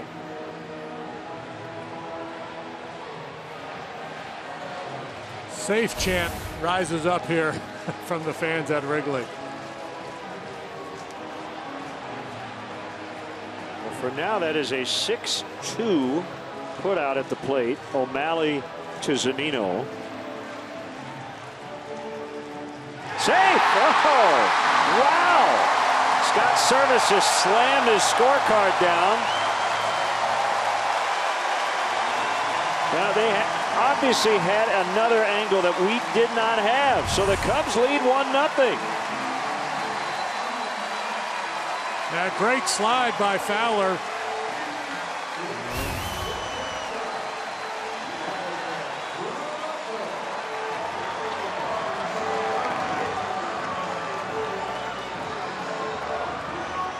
The no-hitter and the shutout gone. And Miley on the wrong side of the score sheet.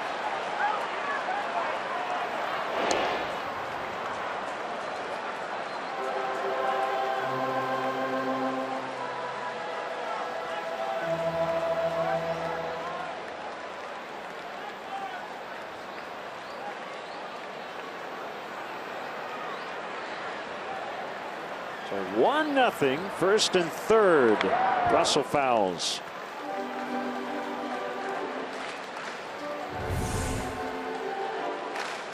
Boy, O'Malley almost backed up. It didn't look like he really got into that throw. No, he kind of goosed it up there. Didn't put a lot on it. Tentative.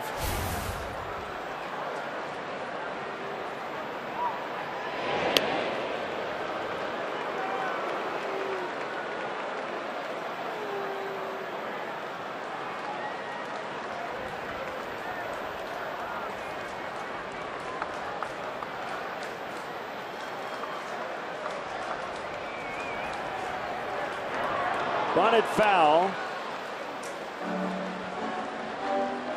What's the one between the suicide and the safety squeeze? Because it looked like it was like a delayed steal almost. Bryant committed, but really late. There is no one in between. We have to come up with a new name for Yeah, it. because like safety, you're reading it, you're shuffling down the line. The suicide squeeze, you're going. As Russell strikes out. It looked like Bryant left a little late and then committed.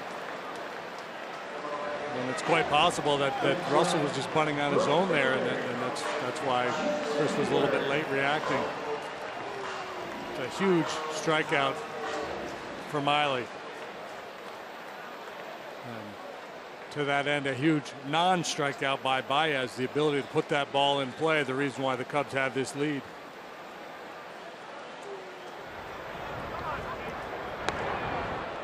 Inside corner strike on Hayward.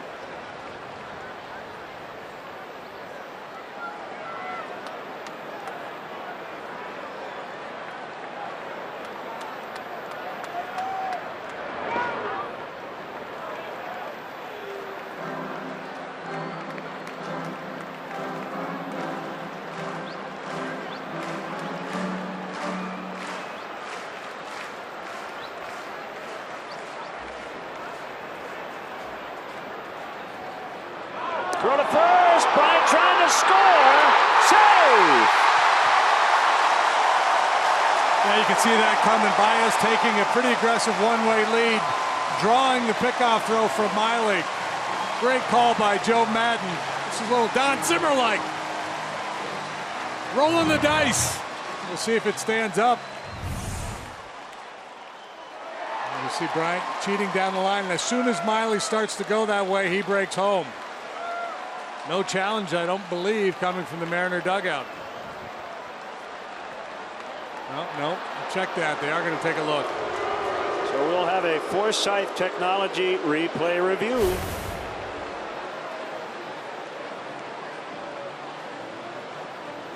Chris got picked off earlier in this game.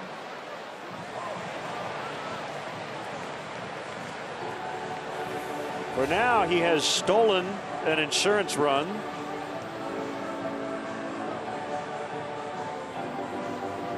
Boy, when did he touch the plate? I don't know if he got his hip with that tag. If he did, I think he's out. Still love the call, love the play. Yes. And I'm not sure that he got him on the hip initially. Absolutely. I mean, 2 outs, lefty-lefty matchup. Trying to steal another run here. Yeah. And see, I would be in favor of a rules interpretation where on slide plays like that, if the foot is hovering over the base, it's as if the foot touched the base. Can we change it right now? Kind of like a breaking the plane thing in football.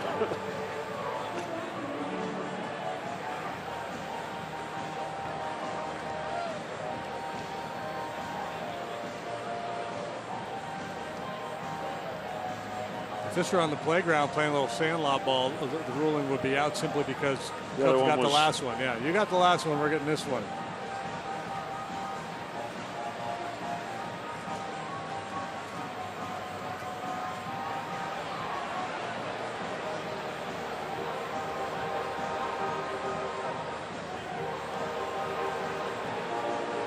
But to have a slugger like Bryant, who you would even contemplate putting that play on with, I'm trying to think of another guy with his skill set, you know, that kind of a slugging corner infielder, corner outfielder, power guy that has the kind of speed where you play that game. I guess Mike Trout doesn't play the corners, but he's a slugger with speed.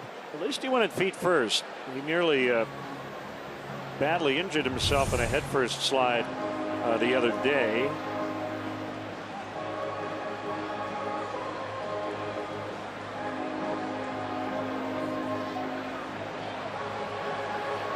Really close. And he's out. So the Cubs go 1 for 2 on the replays, basically. And they do have a lead after 7. It's 1-0.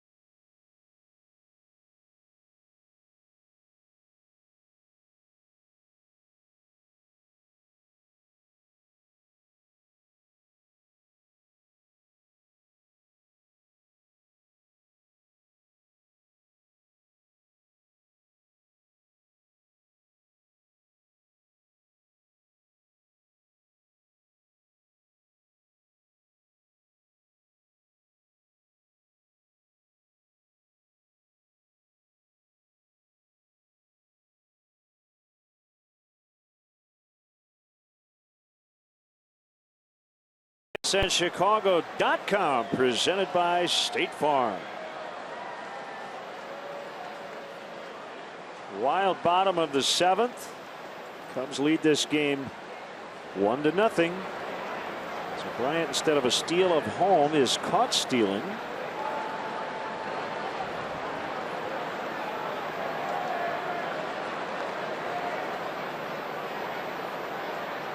Arrieta here in the 8th. Strike to Zunino. Bottom of the order here for the Mariners. Hector Rondon warming up in the Cubs bullpen.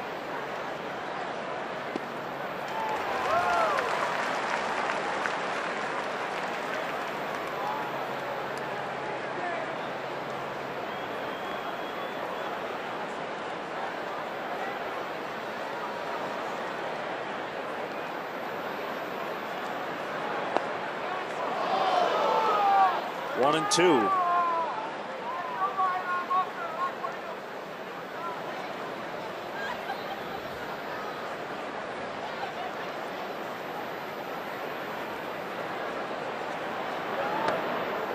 It's high.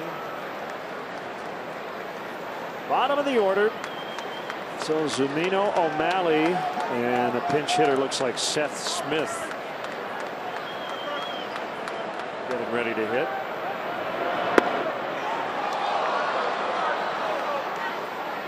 Three straight misses after 2 strikes.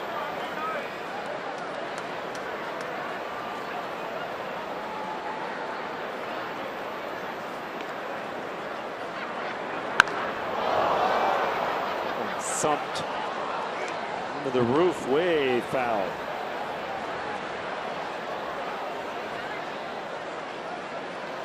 Not a big strikeout day for Jake. He has punched out 4, walked 1. Nino hasn't done much with the bat. He will take his walks.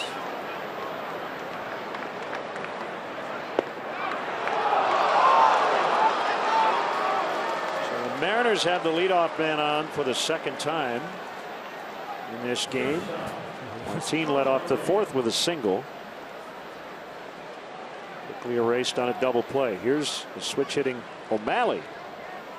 Like banging away at that outside corner. So, you know, able to lay off. Easily could have got rung up on that last one.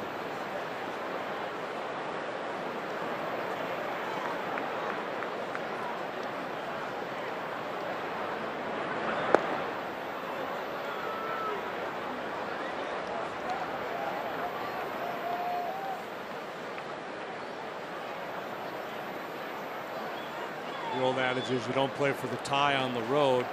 But when you're facing the likes of Rondon and Chapman to finish the ball game, if you're Scott Service, thinking any way to tie this ball game, I'll take my chances. Tough to think about stringing a bunch of hits together against Arrieta and the likes of the Cubs bullpen. Edwin Diaz, a right-hander, is up. Young guy with a powerful arm.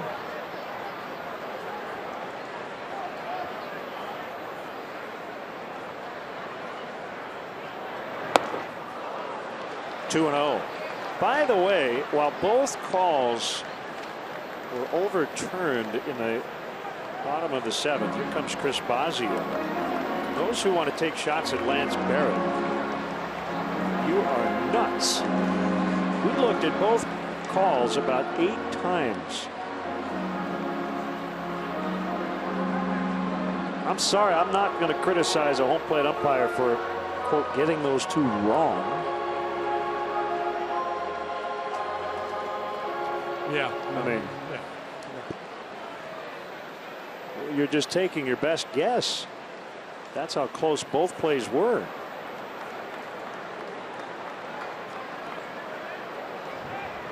Yeah, and I'd still like to see the look they had on the Dexter play.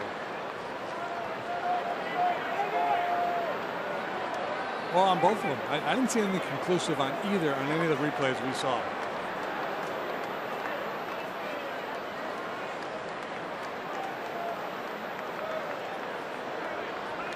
We're going to get a pinch runner at first. It's Guillermo Heredia, who made his major league debut yesterday. He will run for Zunino.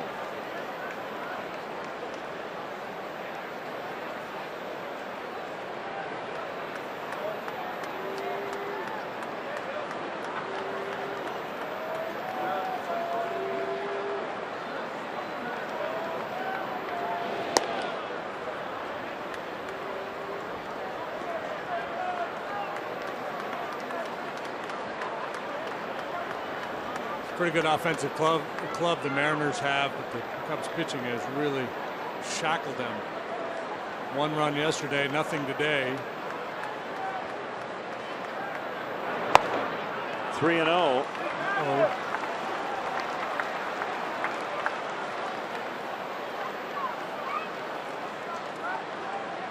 There's Smith on deck. Now what is Service thinking? believe O'Malley will be taking all the way here.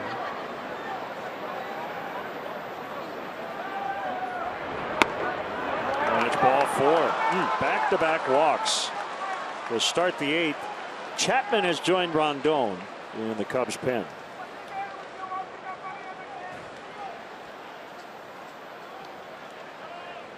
Arrieta right at 100 pitches today. And it will be Luis Sardinas, I guess. So Sardinas and not Smith. And here comes Joe. Yeah, I think Scott Service wants Sardinas up there with an eye towards putting a sack down and moving these two guys along. It'll be Rondon as Arrieta will get a huge ovation. Cubs lead 1-0.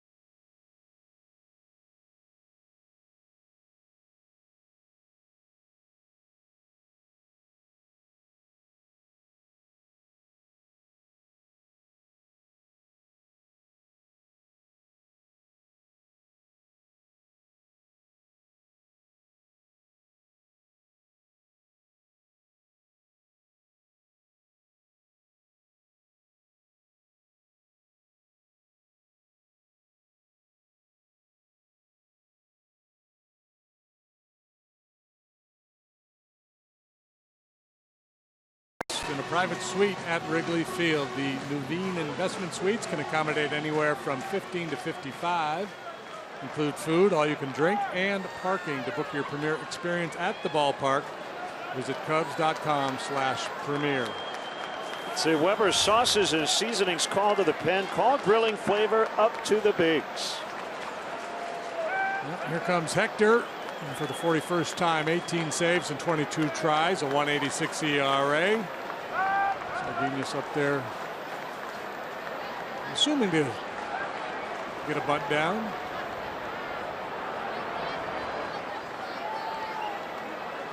How do you think Travis Wood feels right now? He's in the bullpen throwing next to Aroldis Chapman. He throws his changeup faster than Wood throws his fastball. Don't hurt yourself, Travis. It's like playing golf with that guy that drives at 350 yards. Playing a different sport. Bunted. Foul.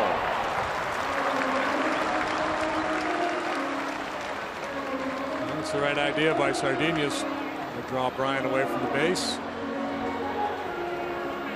This is where the Cubs hurt a little bit with Anthony Rizzo not in there. He's so good at defending the bunt.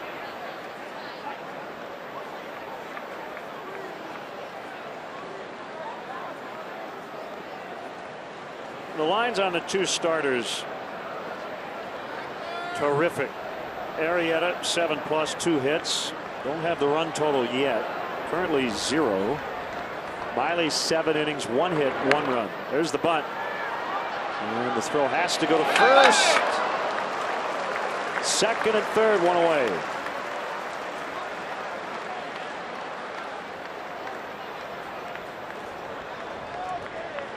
So Joe used Chapman the other night for a 4-out save. Would he be inclined to ask for 5 outs? He loves his ability to keep the ball out of play. This little adjustment by Baez.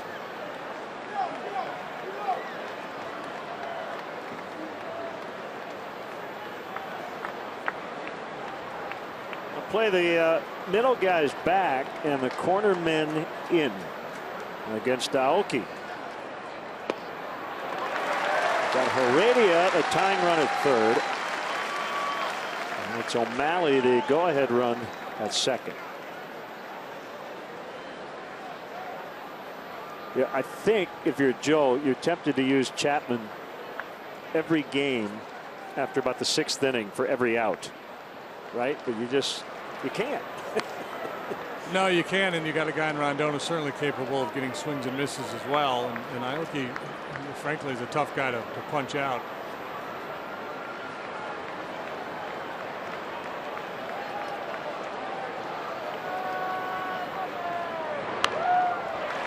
So a willingness here to give up the tying run on a ground ball to the middle of the diamond to prevent the go-ahead base hit that would squeak through the middle of the diamond.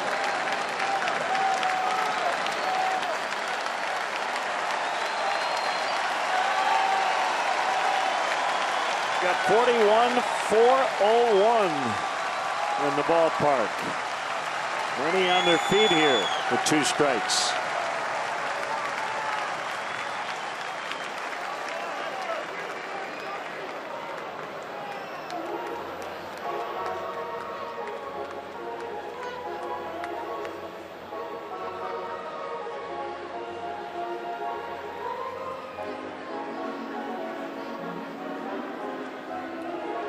Venezuelan battery.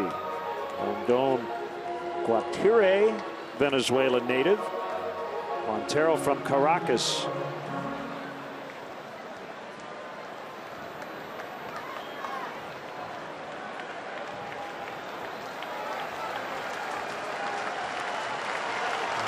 The put-away pitch here might be a breaking ball in the dirt. And the challenge, of course, is if you throw it, make sure you can block it.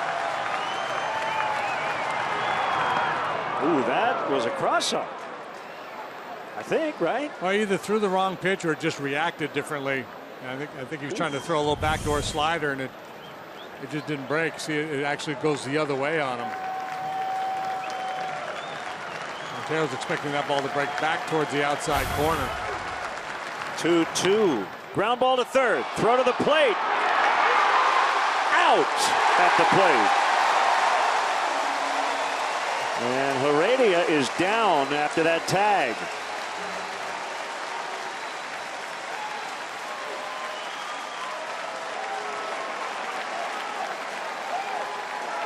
Aoki hits this ball to short. It's a tie game, but he hits it to third. Bryant quickly unloads to Montero. Nowhere for Heredia to go. Good catch and tag by Montero. And now Scott Service wants to challenge, perhaps, that Heredia didn't have a lane. Or maybe even that he beat the throw. Maybe feels like he got the hand in a la Dexter Fowler. 3 plays at the plate and 3 reviews. Brought to you by Forsyth Technology.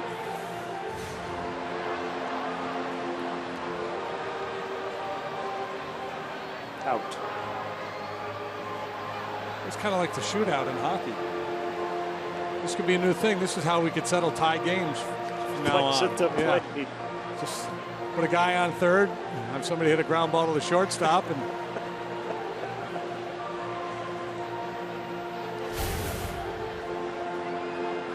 see 5 guys lined up there on third base waiting their turn to sprint home. How you feeling if you're Lance Barrett?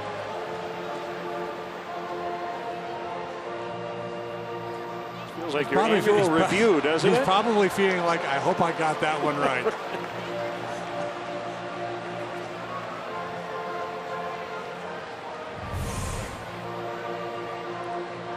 So it pulls him up just a little bit, so he has to go away to apply the tag, but I think they got him.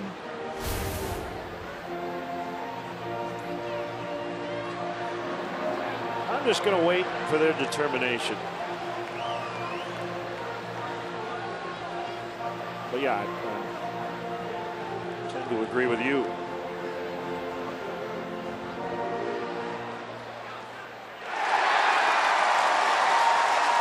So 2 down.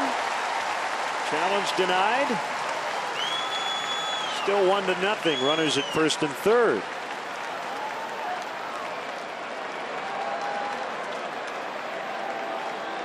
And it'll be Aroldis Chapman with Martin due.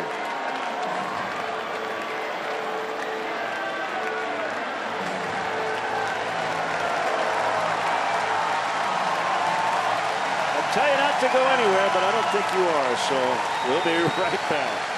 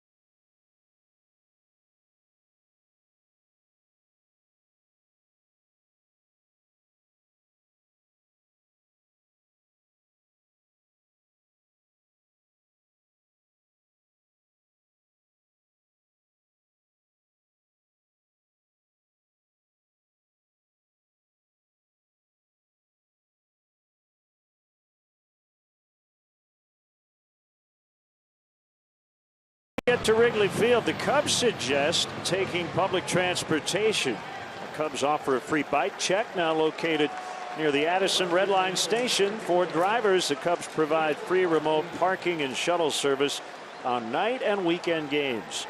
For information, visit the A to Z guide on Cubs.com. Weber sauces and seasonings called to the pen. Call it grilling flavor up to the bigs. Aroldis Chapman with his third appearance as a Chicago Cub. Facing Martin, lefty. Swing and a miss on 100.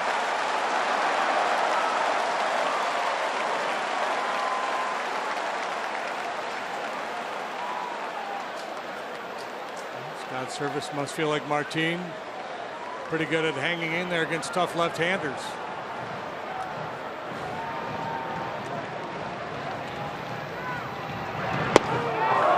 Also realizing that it's a real challenge for a guy to come off the bench cold, not in the flow of the game, to face a guy like Chapman. No matter what side of the plate he swings from.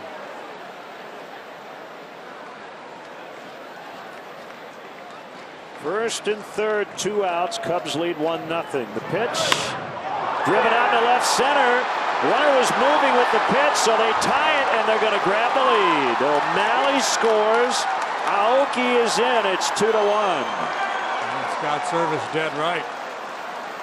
A great swing of the bat by Martin off of Aroldis Chapman.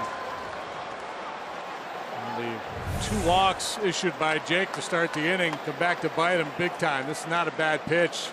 Outer third and down. A great swing of the bat by Martin. Those runs are charged to Arrieta. So with one swing of the bat, Arrieta and Miley swap spots as the pitchers of record.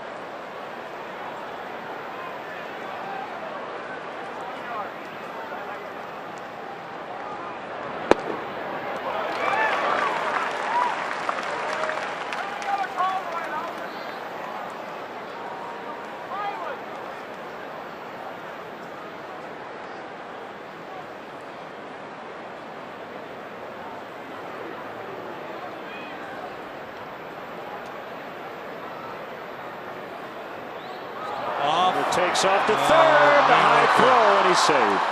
So Martin steals third base. Wow, what a turn of events. Yeah, Martin, aggressive secondary, and Oldest just a little late reacting. Almost sails that throw down the line. Great play by Bryant, or else the Mariners have another one. By the way, Aoki did reach on that fielder's choice with Rondon on the mound, but transference would make it Arrieta's run, correct?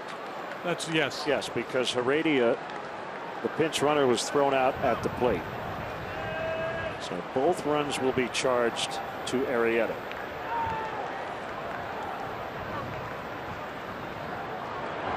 That gets by. It's 3-1. Oh my.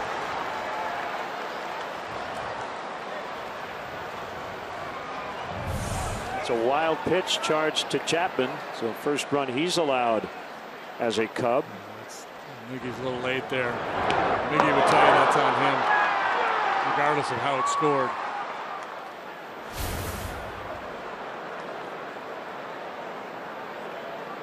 So now base is empty. Mariners lead by 2.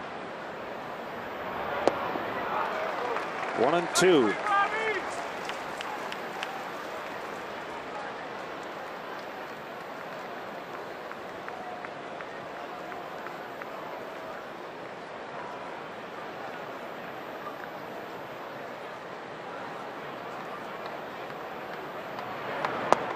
Swing and a miss.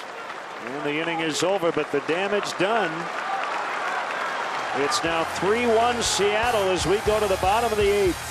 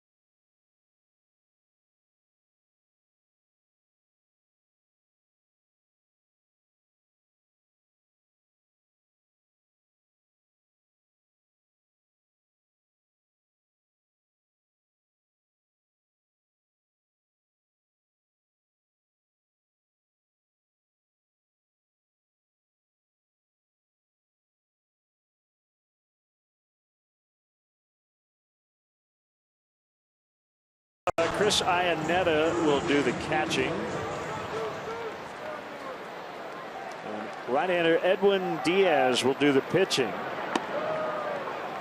98, so some gas and a strike. Yeah, he's a rookie, and he can really rush it up there. Carl Edwards-like in that he's not very big. There's a lot of firepower in that right arm.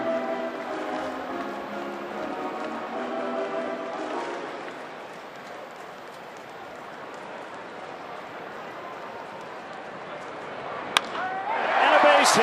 So Hayward is on. bring the tying run to the dish. It is Contreras.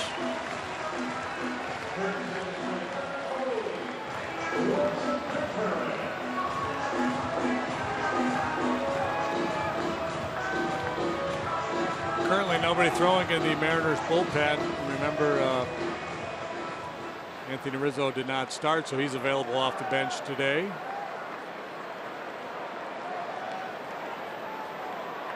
Diaz has struck out 45% of the many he's faced this year. Swing and a miss. Pretty nasty slider to go with that 98-mile-an-hour heater.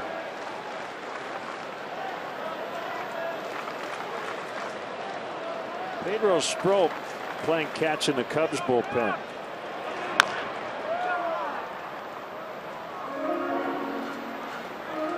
Hefty, hefty, hefty. Cubs home run leaders. Bryant and Rizzo combining for 50. 4 guys in double digits.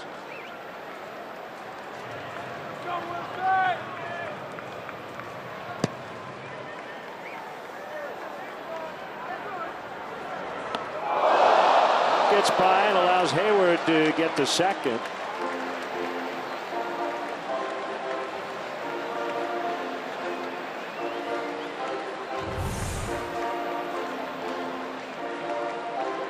Talk about chin music.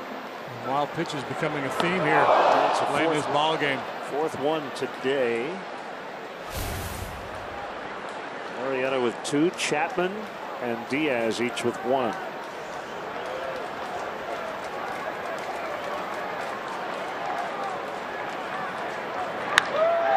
Line to third, and Seager makes the catch. He just blindly threw to Cano, who was nowhere near second as Hayward got back.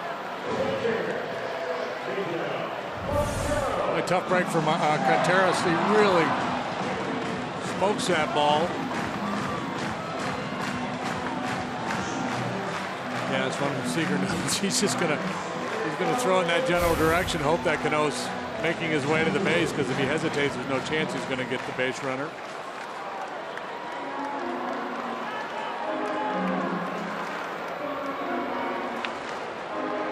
Strikeout rate for Diaz, second best in all of baseball, behind Dellin Betances of the Yankees.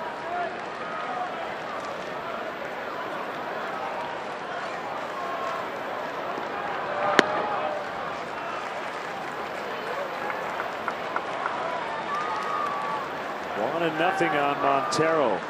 Blue Jays did beat the Orioles 9-1. So they're a half a game ahead of Baltimore. The Orioles have lost 5 straight.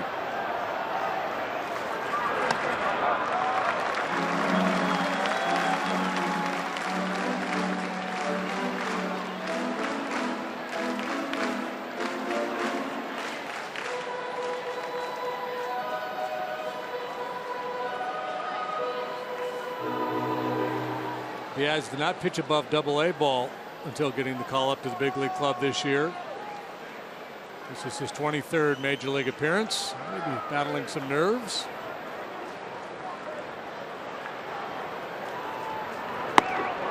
Swing and a miss. It's 2-1.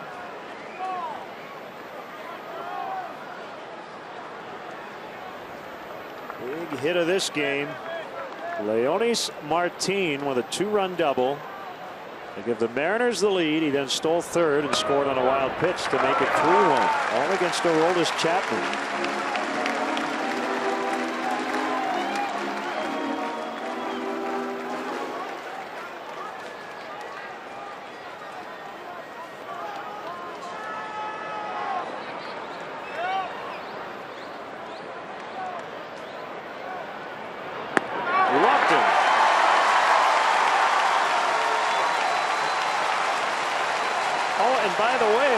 Start an MVP candidate, you can use him off the bench late, and here's Anthony Rizzo.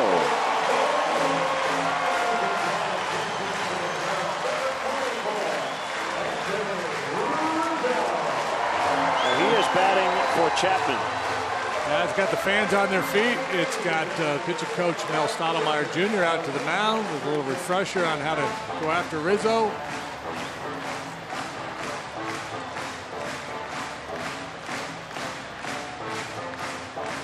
So if the Cubs somehow can grab the lead, it would be Pedro Strop in the ninth, and it's probably Pedro no matter what. Caesar will run for Montero, but Rondon and Chapman are now out of the game. Caesar has been so good in late game situations.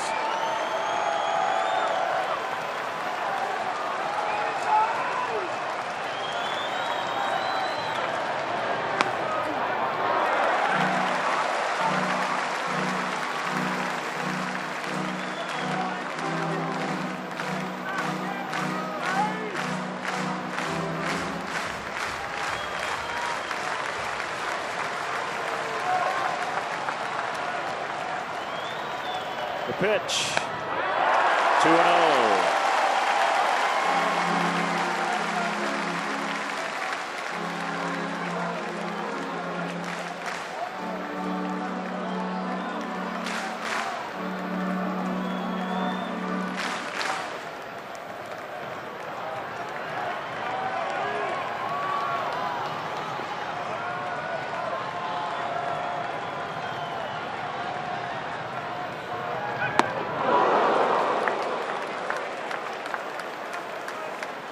Power versus power, 97 on 2-0. Anthony looking for the heater, just couldn't quite get there in time.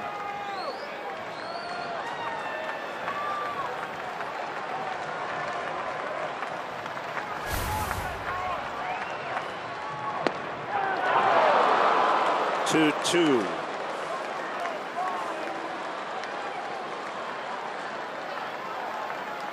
Anthony does not have a pinch hit at bat this year.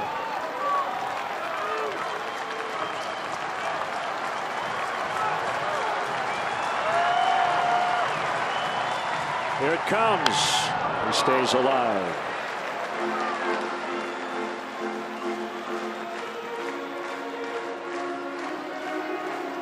Shoulder high, 98, able to get a piece. He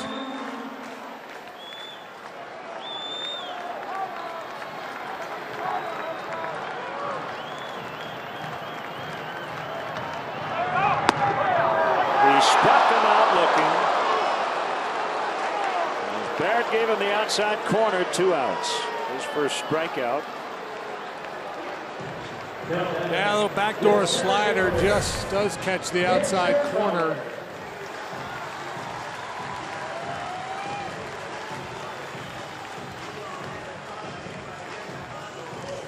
I think he thought it was a 3rd out. Only 2. So it's Fowler who has struck out, fly to center, walked and scored. The only Cubs run. Maybe feels like he gets bonus points for striking Anthony out in that situation.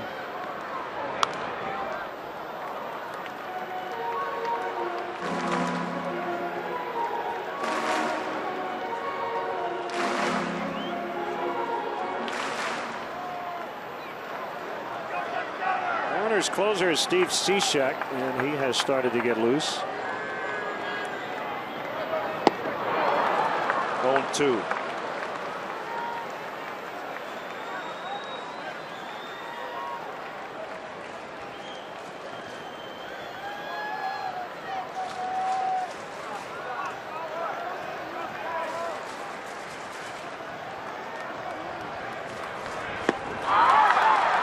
Diaz gets out of it, so we'll head to the ninth. It's 3-1 Seattle.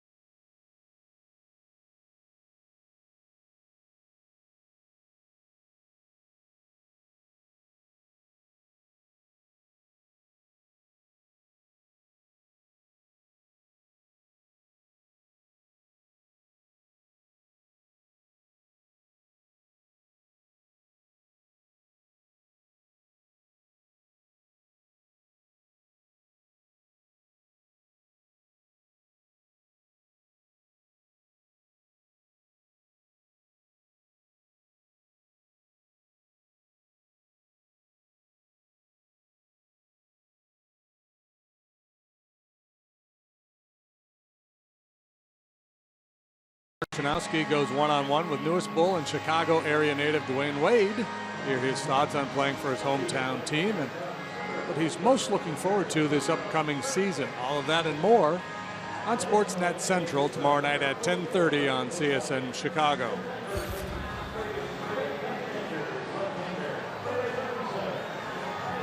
Rizzo stays in and plays first base. Contreras will catch. Travis Wood will take the ball here in the ninth. 51st appearance for the hard-working left-hander. He's pitched to a .285 earned run average.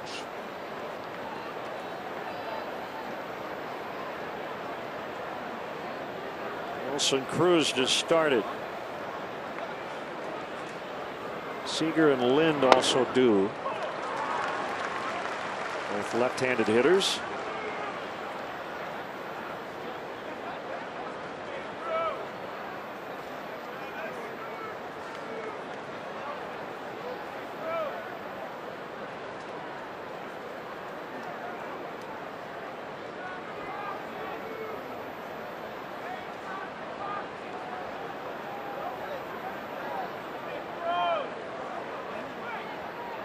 Give you some idea of how rare that Martin double was off Chapman, the left-handed hitter.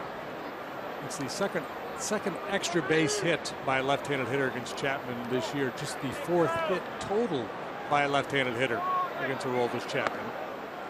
Primarily because he doesn't face that many of them. Right. Managers just they send righties up there. Martin just the 21st left-handed batter to stand in there against Chapman this season. This should be a really tough loss for Jake Arrieta. He was so good today. Give Wade Miley credit. Both starters, when you combine their lines, 14 innings, 3 hits, 3 runs today. Smacked into left. Cruz with a leadoff single.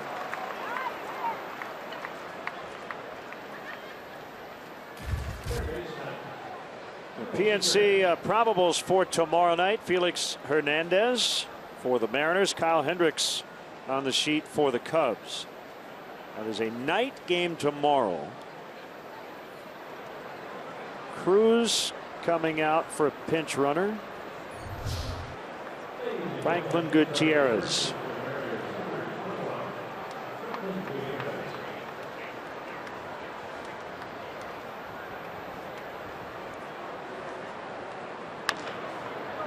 Slowly rolled to Baez. He'll flip to Rizzo for the out. Seager is gone. Good adjustment by Baez as he began his pursuit of that ground ball. I think he was thinking maybe he'd have a shot at second base, but his internal clock told him otherwise. He made a little adjustment with his body. Made the play to first base.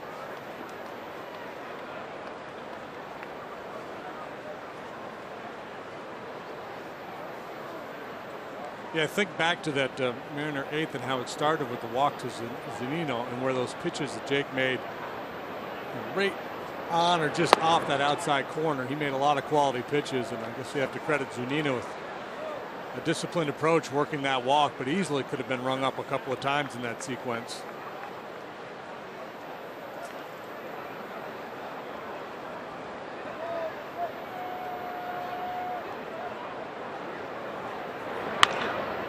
Hit hard. Baez will backhand in the grass of the outfield and make the play. Gutierrez to third, 2 outs. He's going to use his style. He's going to use his sassy. Fun to watch play. Sharply hit. No issues. But yeah, Arrieta outstanding today. It will haunt him though. Those 2 walks again. The Zunino pitches, those quality pitches. Then O'Malley up there trying to bunt. Jake fell behind. Maybe working hard trying to make it difficult for him to get a bunt down, but he ends up losing him. Those 2 walks to the bottom of the order guys set it up for the Mariners.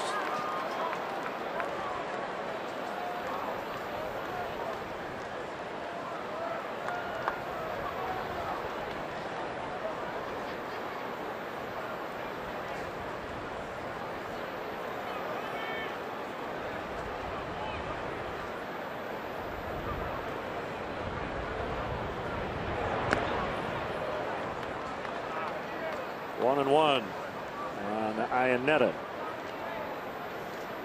So hearing Jonathan Lucroy is not in the Brewers lineup tonight as they host the Pirates in a little over 2 hours. He has not been traded yet, but things seem to be progressing.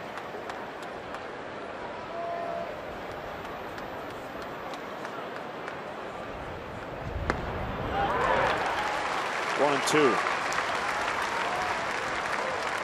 Feeling like it's going to be a little bit of a busier deadline period than years past.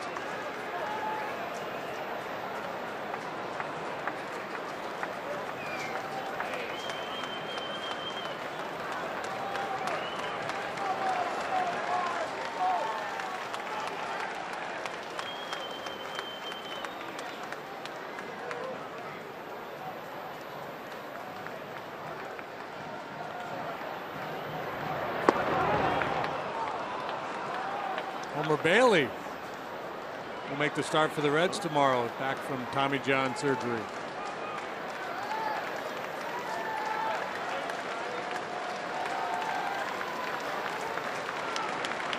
the Giants have activated Hunter Pence from the DL. Start for Bailey will be in San Diego. Ground ball to short. Scoop by Russell. High throw. Safe. Rizzo off the base. Iannetta's in. Gutierrez scores 4-1. Russell has been so clean for an extended period of time now. He goes a long way to get this ball, and he never got the handle on it. Had to rush the throw, or felt like he had to.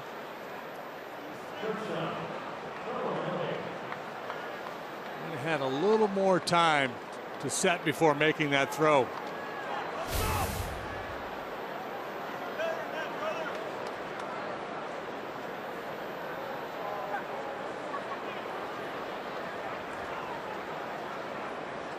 His first error in a while. And a base hit to center. Iannetta on his way to third. Little bobble by Fowler. And O'Malley into second. It's a double.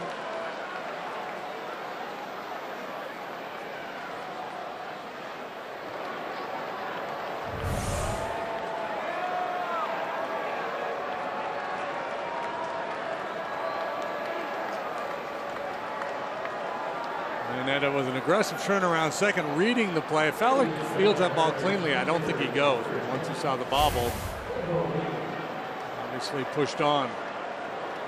That error for Russell is first in over a month since June 25th in Miami. Dae-Ho Lee pinch hitting. He will be intentionally walked.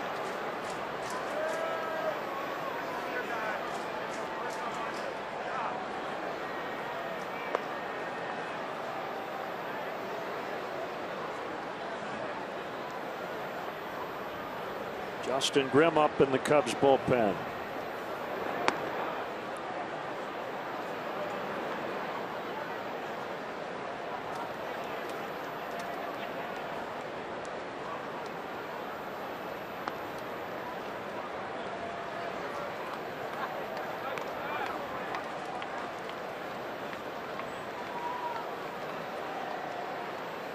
Bases loaded, and it'll bring up Aoki.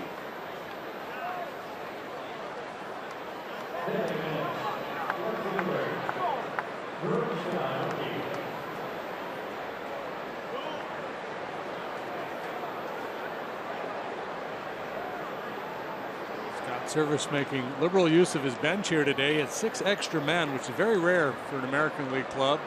He used everybody but Seth Smith.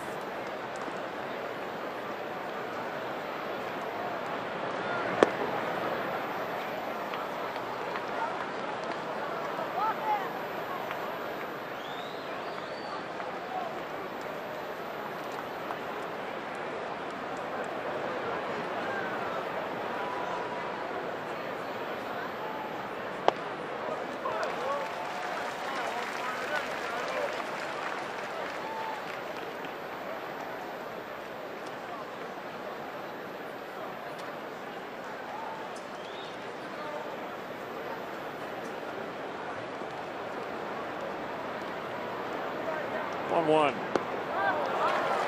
Spins him around on a curveball. 1-2.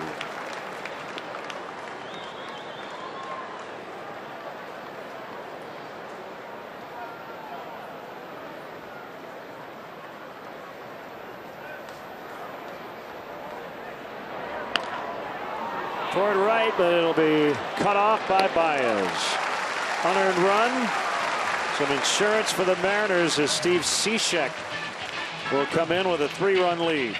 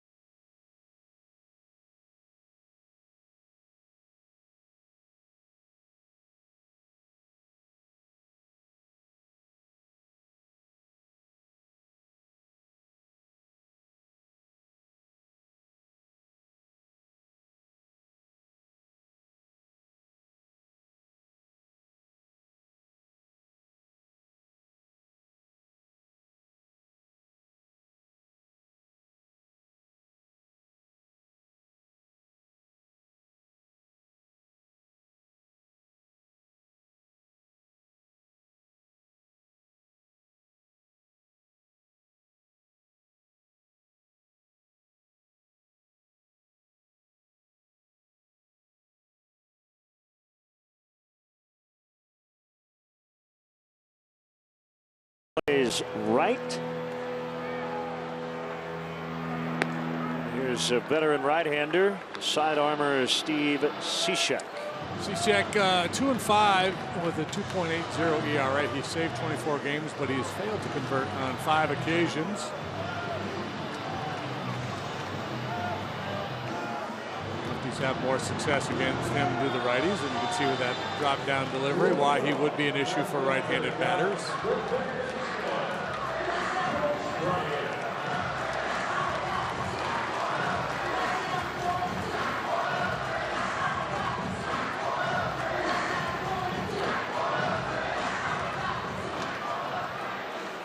Well, you like who's coming up. Bryant, Zobrist, Baez, if anybody reaches Russell. Has been great here at Wrigley Field.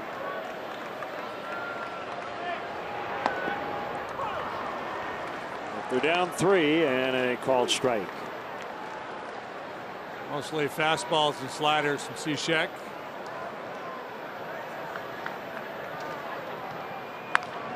Oh, foul. A couple of feet.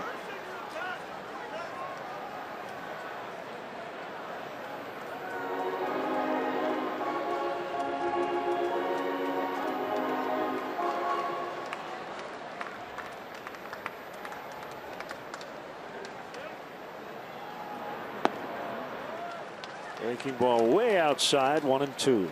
Underway in San Francisco. Nationals and Giants in the second inning there. 0-0.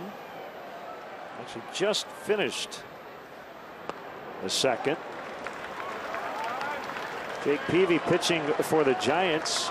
Reynaldo Lopez for the Nationals.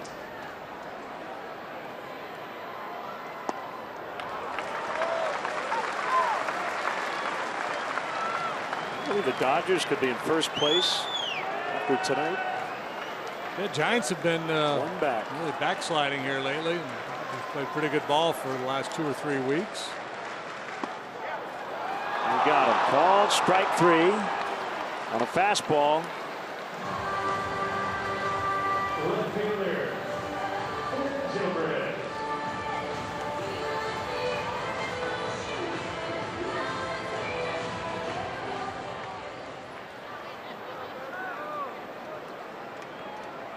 Zobrist 0 for 2 with the sac bunt in the 7th.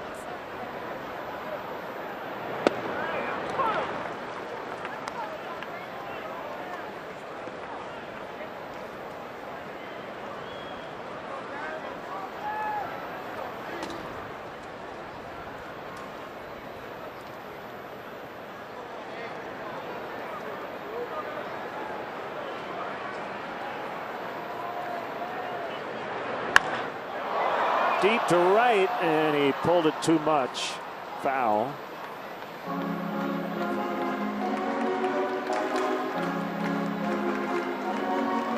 Cubs have struck out 12 times today. Season high 9 for Miley, the starter. Diaz got a couple, and now Cishek gets Chris Bryant to start the bottom of the 9th. Look out.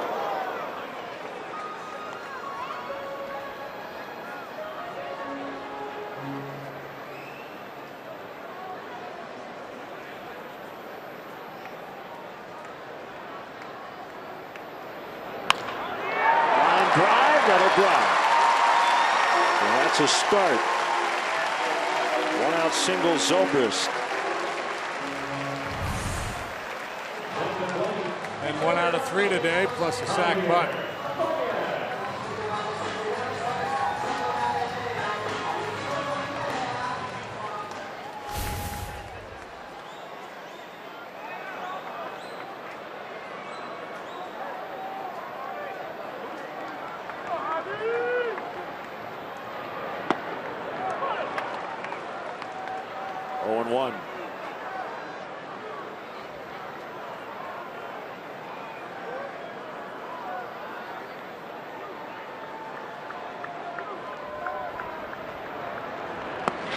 Way outside.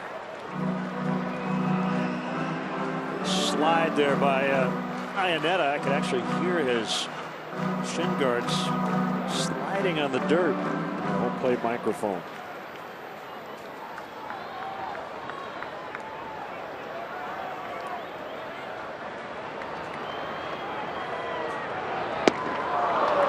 Went way out of the zone that time. 1-2.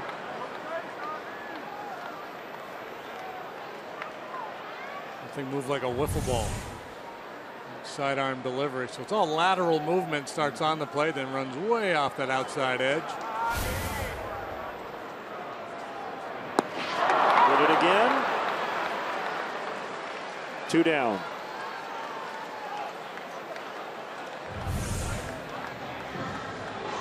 Avi in the 4-hole today with the lefty starter, but this drop-down right-hander poses a big problem for a guy like Baez, who can be vulnerable to that breaking pitch away.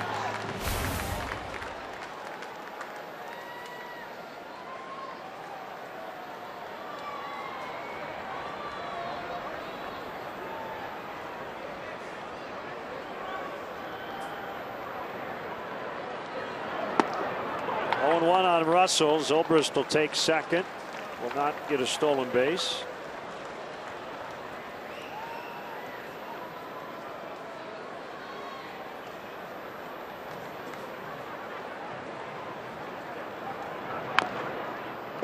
Ball actually hit the bat twice. He fouled it, and then it came back up on the follow through and hit it again.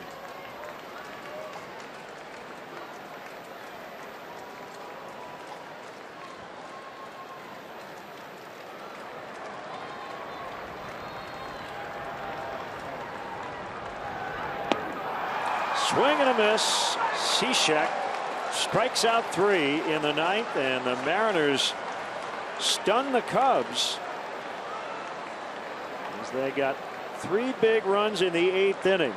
All with Aroldis Chapman on the mound. Jake Arrieta will take the loss. Wade Miley gets the win, and that'll set up a rubber game tomorrow night. Kind of an anticlimactic ending to a very exciting ball game. It's the second save that Aroldis Chapman has failed to convert this year. Man, huge swing of the bat by Martin, and that proved to be the big play in this ball game. Our Binny's Beverage Depot toast of the game. We're going to go with Martin. And that big go-ahead and ultimately game-winning 2-run hit. Yeah, I was a little surprised he even took the at-bat, but Scott Service sends him up there, leaves him in to face Chapman, and he delivers. And as I mentioned, just the second extra base hit by a left-handed batter against Chapman this year. Binny's is the official champagne provider of the Chicago Cubs. We're back with you on CSN Plus on Tuesday night, Game 2 of the upcoming series against the Miami Marlins. We have more to come. Up next, Blue Cross Blue Shield Cubs post-game live and a lot to analyze after this one. So for JD and our entire CSN crew, Len Casper inviting you to stay tuned as our post-game coverage continues.